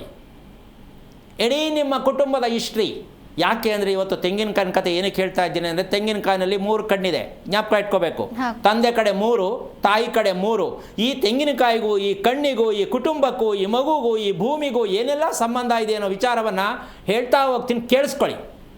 ತೆಂಗಿನಕಾಯಿನಲ್ಲಿ ಎಷ್ಟು ಜನ್ಮಾಂತರ ಕರ್ಮಗಳನ್ನು ನಾವು ಬಳಸೋಕ್ಕೆ ಗೊತ್ತಿಲ್ಲ, ತೆಂಗಿನಕಾಯಿ ಇನ್ನೂ ಬಳಸೋಕ್ಕೆ ಗೊತ್ತಿಲ್ಲ ಅಂತ ಅಂದರೆ ಎಷ್ಟೋ ಜನ ತೆಂಗಿನಕಾಯಿ ಬಳಸೋಕ್ಕೆ ಬರಲ್ವಾ ಅಂತ ಹೇಳ್ತೀನಿ, ಕೇಳಿಸ್ಕೊಳ್ಳಿ. ನಾಚಿಕೆ ಆಗತ್ತೆ. ತೆಂಗಿನಕಾಯಿ ಅಂದರೆ ಏನು, ಅದನ್ನು ಹೇಗೆ ಬಳಸಬೇಕು, ಏನಕ್ಕೋಸ್ಕರ ಬಳಸಬೇಕು, ಅದರಿಂದ ನಮ್ಗೆ ಉಪಯೋಗ ಏನು, ಅದರಿಂದ ನಮ್ಮ ಕರ್ಮಗಳು ಎಷ್ಟು ಕಳೆಯುತ್ತೆ ಗೊತ್ತಿದೆಯೇನಮ್ಮ? ಇಲ್ಲ. ಅಷ್ಟೇ. ತೆಂಗಿನಕಾಯಿ ವಡಿ ಸಾಂಬಾರು ಮಾಡು, ಇನ್ನೊಂದು ವಡಿ ದೇವಸ್ಥಾನದಲ್ಲಿ ತಗೊಂಡೋಗಿ ಕೊಡು, ಫಿನಿಶ್. ಇಷ್ಟ ತಾನೇ? ಯಾವುದೇ ಪದಾರ್ಥದ ಮೌಲ್ಯಗಳನ್ನು ಅರಿಯದೇ ಇರತಕ್ಕಂಥ ನಾವು ಪಾಪಿಗಳು ಅಂತ ಅನ್ಕೋಬೇಕಾಗತ್ತೆ. ಈ ಕಡೆ ಹೇಳ್ತೀನಿ, ನಮಗೆ ಜೀವನದ ಮೌಲ್ಯ ಗೊತ್ತಿಲ್ಲ, ಒಂದು ಪದಾರ್ಥ ಮೌಲ್ಯ ಗೊತ್ತಿಲ್ಲ, ಬದುಕಿನ ಮೌಲ್ಯ ಗೊತ್ತಿಲ್ಲ, ಹೆಂಗ್ರಿ ಬದುಕ್ತೀರ ನೆಮ್ಮದಿಯಾಗಿ? ಇದ್ರ ಜೊತೆ ಮಕ್ಕಳನ್ನ ಯಾಕ್ರಿ ಎಳ್ಕೊಂಡು ಹೋಗ್ತೀರ ತಪ್ಪಾಗಿ ಅಂತ ನನ್ನ ವೇದನೆ ಅಷ್ಟೆ. ಅಮ್ಮ ನಿಮ್ಗೆ ಅರ್ಥ ಆಯ್ತಾ, ಬೇಜಾರಾಯ್ತಾ?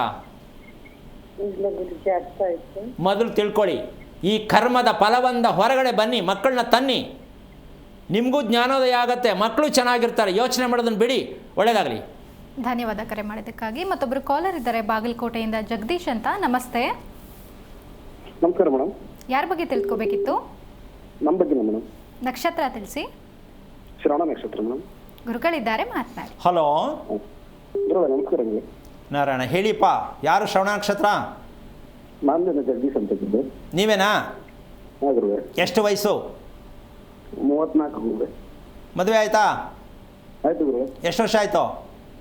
7 ವರ್ಷ ಆಯ್ತು ಗುರುವೆ. ಹೇಗಿದೆ ಮದುವೆ ಜೀವನ? ಚೆನ್ನಾಗಿದೆ ಗುರುವೆ. ಮತ್ತೆ ಆಗಿಲ್ಲ ಗುರುವೆ. ಏನಾಗಿಲ್ಲ? ಸಂತಾನ ಆಗಿಲ್ಲ ಗುರುವೆ. ಓಕೆ. ನಿಮ್ಮ ಹೆಂಡತಿ ನಕ್ಷತ್ರ ಗೊತ್ತಾ? ಇನ್ನೂ ಗೊತ್ತಿಲ್ಲ ಗುರುವೆ. ಹಾಂ, ಮದುವೆ ಹೆಂಗೆ ಮಾಡ್ಕೊಂಡ್ರಿ? ಅಯ್ಯಪ್ಪ, ಅವ್ರ ಮನೆ ಬರ್ಬೇಕಿಲ್ಲ ಗುರುವೆ. ಅಲ್ಲ ನಿಮ್ಮ ಹೆಂಡತಿ ತಾನೇ?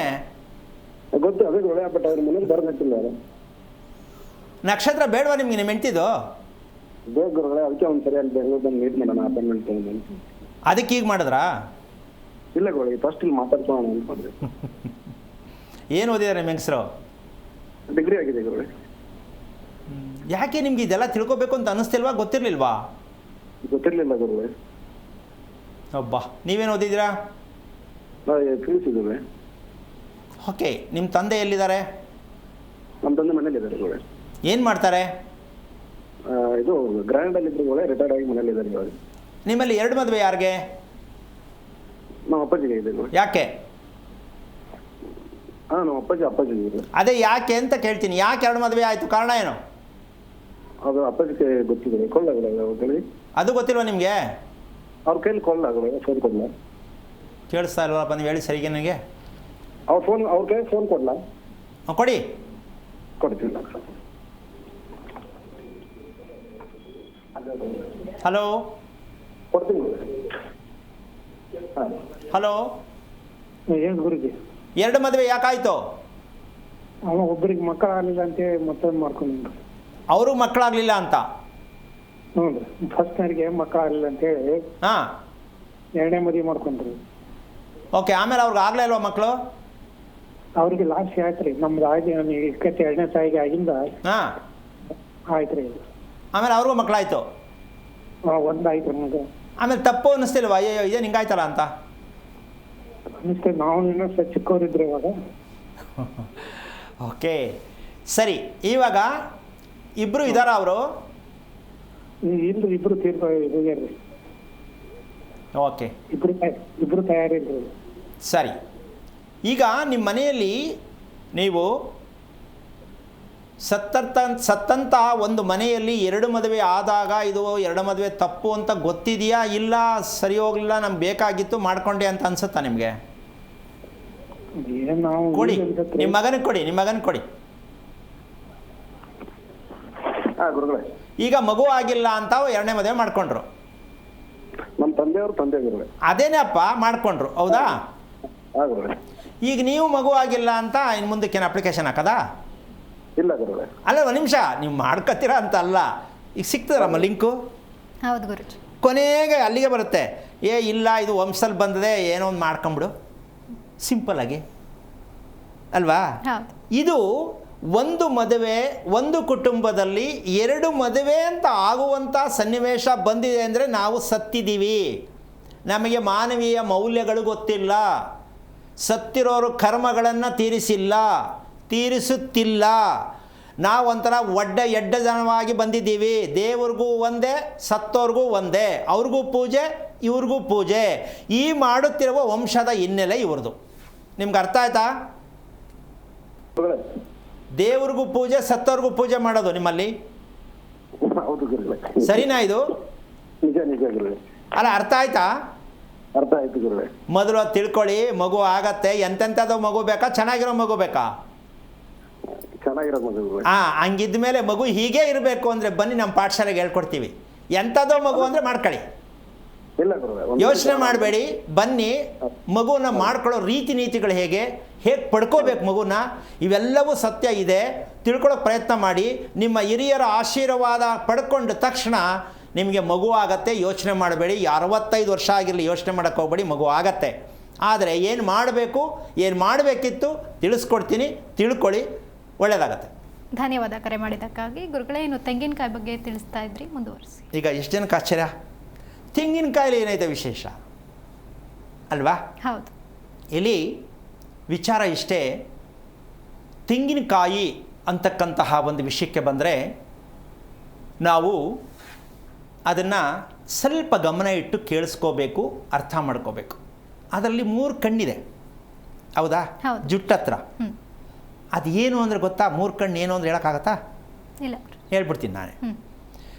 ಒಂದು ಹೆಣ್ಣಿನ ಬಾಯಿ, ಒಂದು ಕಣ್ಣು ಹೆಣ್ಣಿನ ಬಾಯಿ, ಇನ್ನು 2 ಕಣ್ಣು ಹೆಣ್ಣಿನ ಕಣ್ಣು. ಇದರ ಅರ್ಥ ಹೆಣ್ಣಿನ ಬಾಯಲ್ಲಿ ಕೆಟ್ಟದಾದ ಪದಗಳು ಬರಬಾರದು, ಅದಕ್ಕೆ ಬಾಯಿ ತುಂಬ ಚಿಕ್ಕದಾಗಿರಬೇಕು. ಇದು ಧರ್ಮದಲ್ಲಿರುವ ಸತ್ಯ. ಹೆಣ್ಣಿನ ಬಾಯಿ ಚಿಕ್ಕದಾಗಿರಬೇಕು. ಹೆಣ್ಣಿನ ಬಾಯಿಂದ ಕೆಟ್ಟ ಪದಗಳನ್ನು ಬಳಸಬಾರದು. ಕೆಟ್ಟ ಪದಗಳು ಯಾಕೆ ಹೆಣ್ಣು ಬಳಸ್ತಾಳೆ ಅಂದರೆ, ನೆನ್ನೆ ಹೇಳಿದೆ, ಕೆಟ್ಟ ಮನಸ್ಥಿತಿ ಬಂದಾಗ ಕೆಟ್ಟ ಪದಗಳನ್ನು ಬಳಸ್ತಾಳೆ, ಹೌದಲ್ಲ? ಅವಳಿಗೆ ಅರಿವಿಲ್ಲ. ಇನ್ನು ನಾನು ಅಂದ್ಬಿಟ್ನಾ, ಅಯ್ಯೋ ತಪ್ಪಾಗೋಯ್ತು, ಅನ್ಬಂದ್ಮೇಲೆ ತಪ್ಪಾಯಿತು ಅಂತ ಹೇಳೋ ಅರ್ಥ ಏನು? ಕೆಟ್ಟದಾಗಿ ನೋಡಬಾರದು. ಹೆಣ್ಣಿನ ಕಣ್ಣುಗಳಿಂದ ಕೆಟ್ಟದ್ದನ್ನು ಕೆಟ್ಟದಾಗಿ ನೋಡಬಾರದು. ಇದು ತೆಂಗಿನಕಾಯಿ ರಹಸ್ಯ. ಈಗ ಅದಾಯಿತು. ಅದಕ್ಕೆ ಇನ್ನೊಂದು ರಹಸ್ಯಕರವಾದಂತಹ ವಿಚಾರ ಏನಪ್ಪ ಅಂತಂದರೆ, 27 ನಕ್ಷತ್ರ ಅಂತಕ್ಕಂತಹ ಒಂದು ವಿಚಾರ ಏನಿದೆ, ಈ 27 ನಕ್ಷತ್ರಕ್ಕೂ 27 ದಿನಕ್ಕೂ ಈ ತೆಂಗಿನಕಾಯಿನಲ್ಲಿರ್ತಕ್ಕಂತಹ ಎಳನೀರಿಗೂ ಸಂಬಂಧ ಇದೆ. 27 ದಿನ, 27 ನಕ್ಷತ್ರ, ತೆಂಗಿನಕಾಯಿಯಿಂದ ಹೊರಬರುವ ಎಳ್ನೀರಿದೆಯಲ್ಲ, ಇದು ಪ್ರತಿ ಹೆಣ್ಣು 27 ದಿನಕ್ಕೆ ಕರೆಕ್ಟಾಗಿ ದೇಹ ಶುದ್ಧಿಯಾಗುವುದಕ್ಕೆ ಯಾವ ರೀತಿಯಾಗಿ ಹೊರಬರ್ತಕ್ಕಂಥ ಕೆಟ್ಟದಾಗಿರ್ತಕ್ಕಂಥ ಹೊರ ಬರಬೇಕು ಅಂತಕ್ಕಂಥ ಪ್ರಕೃತಿ ನಿಯಮ ಇದೆಯೋ, ಹಾಗೆ ತೆಂಗಿನಕಾಯಿಯಲ್ಲಿರುವ ಎಳ್ನೀರು ಹೆಣ್ಣಿನ ಆಯಸ್ಸನ್ನು ಹೋಲುತ್ತೆ. ತೆಂಗಿನಕಾಯಿನಲ್ಲಿ ಒಳಗಿರುವಂತಹ ಎಳೆನೀರು ಹೆಣ್ಣಿನ ಆಯಸ್ಸನ್ನು ಹೋಲಿಸುತ್ತೆ. ಹೇಗೆ ಗುರುಜಿ? ಆ ರೀತಿಯಾಗಿರ್ತಕ್ಕಂತಹ ಆ ತೆಂಗಿನಕಾಯನ್ನು ನಾವು ಏನಂತ ತಿಳ್ಕೋಬೇಕು ಅಂತಕ್ಕಂಥ ಪ್ರಕ್ರಿಯೆಯ ವಿಚಾರಕ್ಕೆ ಹೋದಾಗ 27 ದಿನ ಕರೆಕ್ಟಾಗಿ ಏನಾದರೂ ಆಗಲಿಲ್ಲ ಅಂದರೆ ಹೆಣ್ಣಲ್ಲ. 27 ದಿನ ಕರೆಕ್ಟಾಗಿ ಪೀರಿಯಡ್ಸ್ ಆಗಲಿಲ್ಲ ಅಂದರೆ ಹೆಣ್ಣಾಗಿಲ್ಲ, ಬಲವಂತದ ಹೆಣ್ಣಾಗಿದೆ. ಅಂದರೆ ಟಾಬ್ಲೆಟ್ ಮೂಲಕ ಮಗು ರೆಡಿಯಾಗಿದೆ ಹುಟ್ಟುವಾಗ, ಬೆಳೆಯುವಾಗ. ಹೌದಲ್ಲ? ಇದರಿಂದ 27 ದಿನಕ್ಕೆ ಪೀರಿಯಡ್ಸ್ ಆಗಲ್ಲ. ಅದಕ್ಕೆ ಆದ PCOD ಅಂಥದ್ದು ಇಂಥದ್ದು ಇಷ್ಟುದ್ದ ಹೆಸರು. ಹೌದಾ? ಥೈರಾಯ್ಡು, ಮೈಗ್ರೇನು ಎಲ್ಲ ಇದೆ ಲಿಸ್ಟು. ಈ ರೀತಿಯಾಗಿ ಹೆಣ್ಣು ಅನುಭವಿಸ್ತಿರುವ ಹೆಣ್ಣಿಗೆ ನೀವು ಎಲ್ಲಿಂದ ಸುಖ ಕೊಡ್ತೀರಾ, ಎಲ್ಲಿಂದ ಮನಸ್ಸು ಚೆನ್ನಾಗಿರುತ್ತೆ, ಎಲ್ಲಿಂದ ಒಳ್ಳೆ ಮಾತಾಡ್ತಾಳೆ, ಎಲ್ಲಿಂದ ಒಳ್ಳೆಯದನ್ನು ನೋಡ್ತಾಳೆ? ಸಾಧ್ಯ ಇದೆಯಾ? ಸಾಧ್ಯನೇ ಇಲ್ಲ. ಇಲ್ಲ ಅಲ್ಲ? ಅಂದರೆ ನಾವು ಎಂತಹ ಘೋರವಾದ ತಪ್ಪನ್ನು ಮಾಡಿದ್ದೀವಿ ಅಂತಕ್ಕಂತಹ ಸತ್ಯವನ್ನು 27 ದಿನ ಅಂತಕ್ಕಂಥದ್ದು, 27 ನಕ್ಷತ್ರ ಅಂತಕ್ಕಂಥದ್ದು, ತೆಂಗಿನಕಾಯಿನಲ್ಲಿ ಇರ್ತಕ್ಕಂಥ ಸಂಗ್ರಹವಾಗಿರ್ತಕ್ಕಂಥ ಎಳನೀರಿಗೆ ಸಂಬಂಧ ಇದೆ ಅಂತ ಇತಿಹಾಸದಲ್ಲಿ ಏನಾದ್ರು ತಿಳ್ಕೊಳ್ಳೋಕ್ಕಾಗಿದೆಯಾ ಅಂತ ಸ್ವಲ್ಪ ಯೋಚನೆ ಮಾಡಿ. ಹೆಣ್ಣಿನ ದೇಹ ಶುದ್ಧೀಕರಣ ಕರೆಕ್ಟಾಗಿ ಆದರೆ ಒಳ್ಳೆಯ ಸಂತಾನ ಪಡೆಯುವುದಕ್ಕೆ ಸೂಕ್ತವಾದ ಹೆಣ್ಣು. ಅಂತಹ ಸೂಕ್ತವಾದ ಹೆಣ್ಣನ್ನು ಯಾವ ಕಾರಣಕ್ಕೂ ಮದುವೆ ಮಾಡ್ಕೋಬೇಕು. ಅವಳು ಕೆಂಪು, ಕಪ್ಪು, ಎತ್ತರ, ದಮ್ಮ ಹೆಂಗಾರು ಇದ್ಕೊಳ್ಳಿ, ಆ ಪ್ರಕ್ರಿಯೆ ಚೆನ್ನಾಗಿರಬೇಕು, ಆರೋಗ್ಯ ಚೆನ್ನಾಗಿರುತ್ತೆ. ಆರೋಗ್ಯ ಚೆನ್ನಾಗಿದ್ದಾಗ ಮಗುನೂ ಚೆನ್ನಾಗಿ ಹುಟ್ಟುತ್ತೆ. ಇದರಲ್ಲಿ ಇರ್ತಕ್ಕಂಥ ವಿಚಾರ, ನಾವು ಜುಟ್ಟಿನ ಭಾಗ, ಆ ಭಾಗ ಯಾವುದು ಅಂತ ತಿಳ್ಕೊಬೇಕು. ಇಲ್ಲಿ ಪರಮಾತ್ಮ ನಮ್ಮಲ್ಲಿರುವಂಥ ಆತ್ಮ. ಹೌದಾ? ನಮ್ಮಲ್ಲಿರುವ ಆತ್ಮ ಪ್ಲಸ್ ಪರಮಾತ್ಮ. ಈ ತೆಂಗಿನಕಾಯಿ ಇದನ್ನು ರೀಸನ್ ತೋರಿಸುತ್ತೆ. ಏನಂದರೆ ಅದನ್ನು ಹೊಡೆದಾಗ 2 ಭಾಗ ಆಗತ್ತೆ. ಅದು ಮೇಲ್ಭಾಗ ನಮ್ಮ ಆತ್ಮ. ಅಂದರೆ ಎಷ್ಟು ಚೆನ್ನಾಗಿ ಅರ್ಥಗರ್ಭಿತವಾಗಿ ತಿಳ್ಕೋಬೇಕಾಗತ್ತೆ ನೀವು. ಜುಟ್ಟಿನ ಭಾಗದ ತೆಂಗಿನಕಾಯಿ ಭಾಗಕ್ಕೆ ಏನು ಹೆಸರು ಕೊಡಬೇಕು, ಅದನ್ನು ಏನು ಮಾಡಬೇಕು, ಮೇಲ್ಭಾಗದ ಹುರಳನ್ನು ಏನು ಮಾಡಬೇಕು, ಅದಕ್ಕೇನು ಹೆಸರು ಕೊಡಬೇಕು, ಈ ಸತ್ಯವನ್ನು ತಿಳ್ಕೊಳ್ತಕ್ಕಂಥದ್ದನ್ನು ಪ್ರತಿಯೊಂದು ಹೆಣ್ಣು ತಿಳಿದಿರಲೇಬೇಕು. ಯಾರು ತಿಳಿದವರೇ, ಯಾರು ತಿಳಿಸೋರೆ, ಯಾರು ಹೇಳೋರೆ, ನೀವೇ ಯೋಚನೆ ಮಾಡಿ. ಪ್ರತಿದಿನ ನಿಮ್ಮ ಮನೆಯಲ್ಲಿ ತೆಂಗಿನಕಾಯಿ ಹೊಡಿತಾ ಇದ್ದೀರಾ? ಹೌದು. ಅಡುಗೆಗೆ ಹೊಡಿತೀರೋ, ಪೂಜೆಗೆ ಹೊಡಿತೀರೋ ಗೊತ್ತಿಲ್ಲ. ಆ ತೆಂಗಿನಕಾಯನ್ನು ಹೊಡೆಯುವ ಸಮಯ ಯಾವುದು? ಗಂಡು ಹೆಣ್ಣು ಯಾವ ರೀತಿ ಸಮಯವನ್ನು ಅದನ್ನು ಬಳಸಬೇಕು ಅಂತಕ್ಕಂತಹ ವಿಷಯ ಇದಿಷ್ಟು ಒಂದು ಭಾಗಕ್ಕೆ ಬಂದರೆ, ನಮ್ಮಲ್ಲಿ ಪ್ರಕೃತಿಯಿಂದ ನಮಗೆ ನಿಯಮವನ್ನು ನಮಗೆ ಗೊತ್ತಿಲ್ಲ ಅಂತ ವಿಚಾರವನ್ನು ಹೇಳಿದೆ. ಹೌದು. ಈ ಪ್ರಕೃತಿ ನಿಯಮ ಅಂದರೆ ಏನು ತಿಳ್ಕೋಬೇಕಿತ್ತು ಅಂದರೆ, ನಮ್ಮ ಮನೆಯ ವಿಸ್ತೀರ್ಣ, ನಮ್ಮ ವಾಸದ ಮನೆಯ ವಿಸ್ತೀರ್ಣದಿಂದ ಮನೆಯಲ್ಲಿ ವಾಸ ಮಾಡುವವರೆಗೆ ನೆಮ್ಮದಿ ಸಿಗುತ್ತೆ. ಅರ್ಥ ಆಯ್ತಾ? ನಮ್ಮ ಮನೆಯ ವಿಸ್ತೀರ್ಣ ಯಾವ ಅಗಲ, ಎಷ್ಟು ಅಗಲ ಇದೆ, ಒಂದೇ ಆಗಬೇಕು, ಉದ್ದ ಬರಲ್ಲ. ಇನ್ನೊಮ್ಮೆ ಹೇಳ್ತೀನಿ, ಉದ್ದ ಇಲ್ಲ. ನಿಮ್ಮ ವಾಸದ ಮನೆಯ ಅಗಲ ಅಂದರೆ ಉದ್ದ ಅಗಲ ಒಂದೇ ಇದ್ದಾಗ ನಿಮ್ಮ ಮನೆ ನೆಮ್ಮದಿಯಾಗಿ ಇರುತ್ತೆ. ಮನೆ ಕಟ್ಟಿದ್ದೀರಾ, ಕಟ್ತಾ ಇದ್ದೀರಾ, ಗೊತ್ತಿದೆಯಾ? ಯೋಚನೆ ಮಾಡಿ. ಉದ್ದ ಅಗಲ, ಉದ್ದ ತುಂಡ, ಇದೇ ತಾನೇ ಮಾಡಿರೋದು. ಅದಕ್ಕೆ ನಿಮಗೆ ಯಾರಿಗೂ ನೆಮ್ಮದಿ ಇಲ್ಲ. ಮನೆಯ ವಿಸ್ತೀರ್ಣದಿಂದ ಮನೆಯಲ್ಲಿರುವ ಜನಗಳಿಗೆ ನೆಮ್ಮದಿ ಸಿಗುತ್ತೆ. ನಂಬರ್ 1.